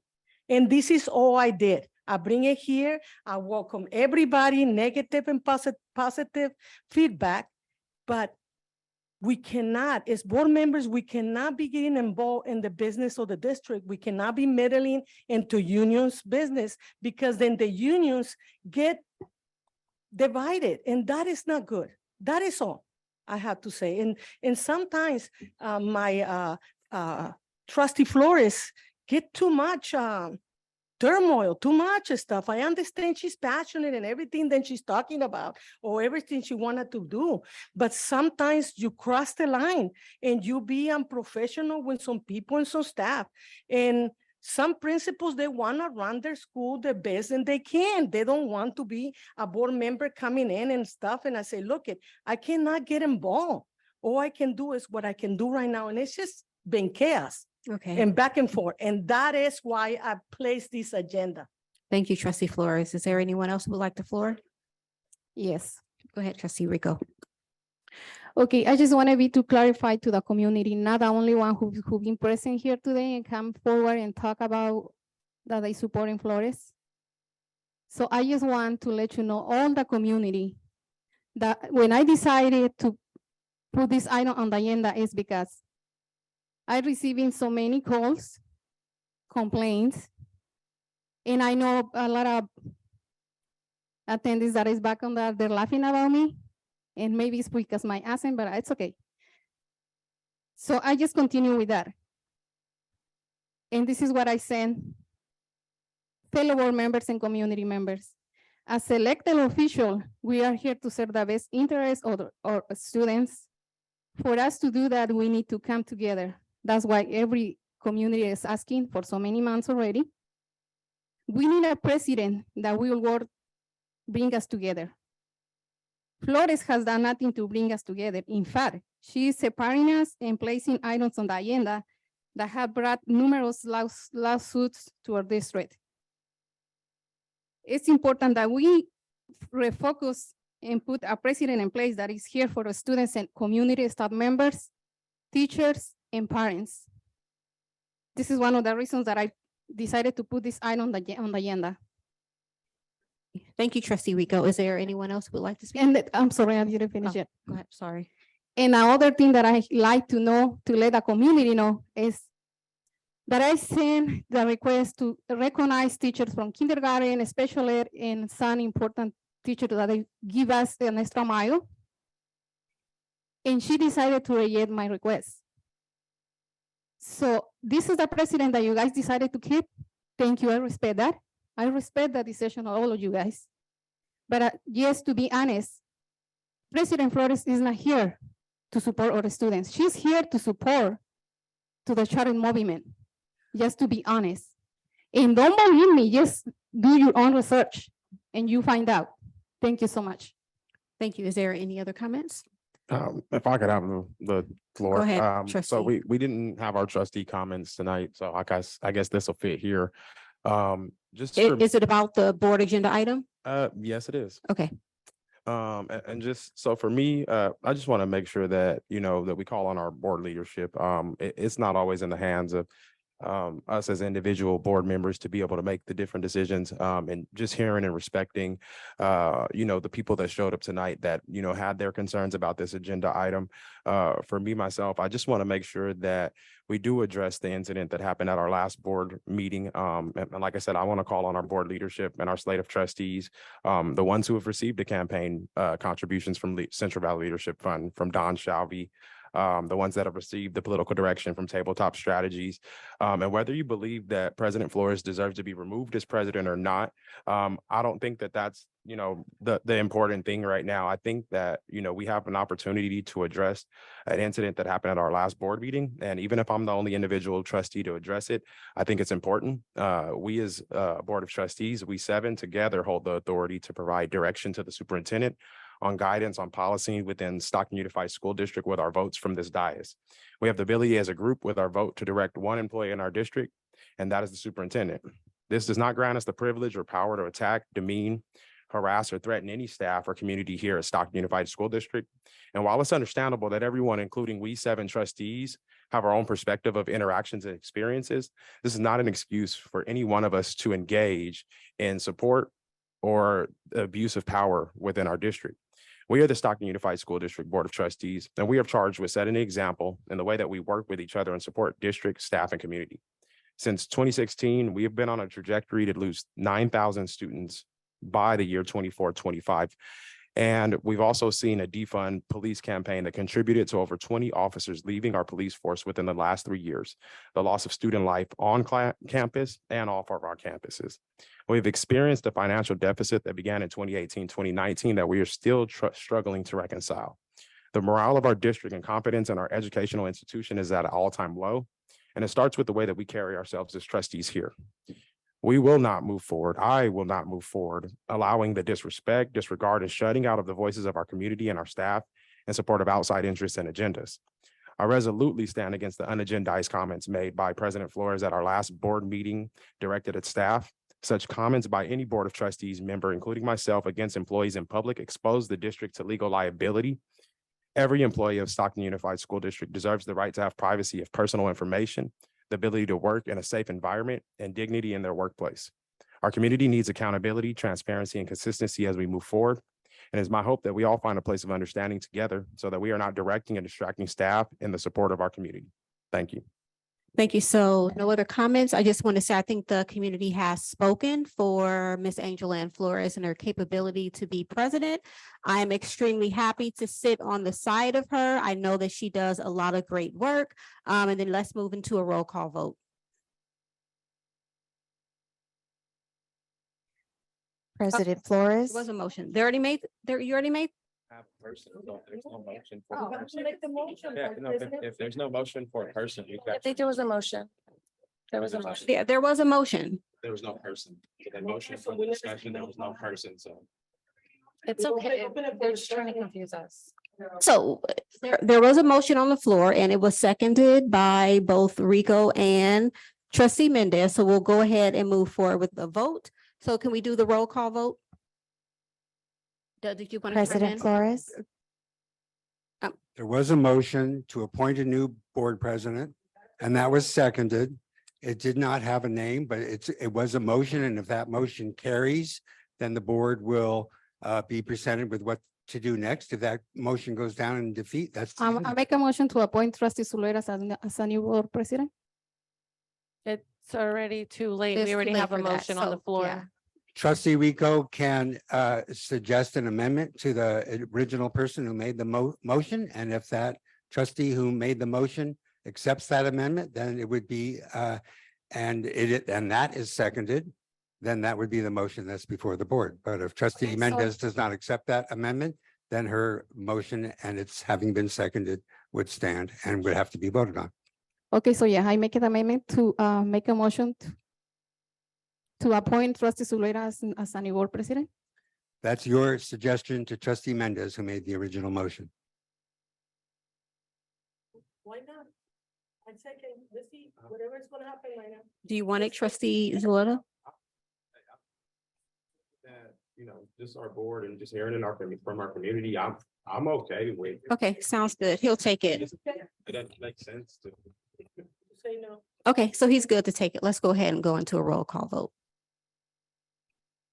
What is the motion that's being voted? You The should state motion it. is to elect a new president, and that president would be trustee Zulueta. And that was moved by Mendez and seconded by Trustee Rico. Rico. Rico. Okay. That's before the board then. All right, let's do it. Thank you, sir. President Flores, No. Vice President Stevens, No. Clerk Cologne, No. Trustee Denaire, No. Trustee Mendez, Trustee Rico, Yes, and to be clarified. This is a president that, yes, the community needs. Thank you so much. This is just the vote right now, only the vote. Trustee Zulueta, Abstain. motion fails 3-3 with one abstention.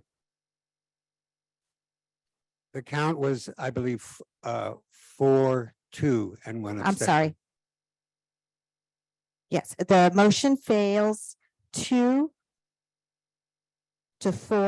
with one abstention.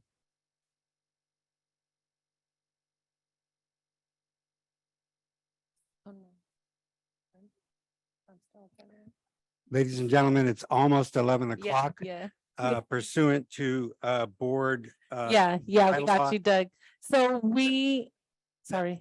The meeting, there's a lot of important business that has not been conducted. You may adjourn the remainder of the business to a meeting certain. I am not recalling when the next regular meeting is.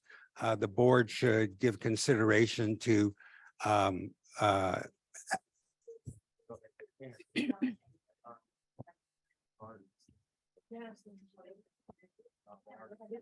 Can we motion to have a special board meeting to cover the rest?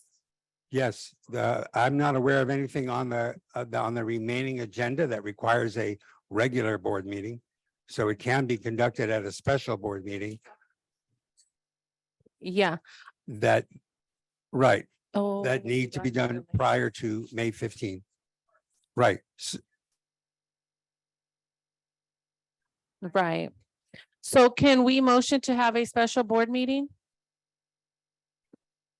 Doug? A special board meeting may be called pursuant to board bylaws, and as long as it's noticed 24 hours in advance to the Because public. it's an and the emergency agenda is personnel, on. so- but can we do personnel in a special board meeting is the question. But I know there's some stipulations that if I it's an believe we can, emergency, yes. if Yes, there's an I'm not- emergency, we can. I'm not aware of any of these items that are mandated to be at a regular board meeting. And so a special board meeting would suffice, should be later this week.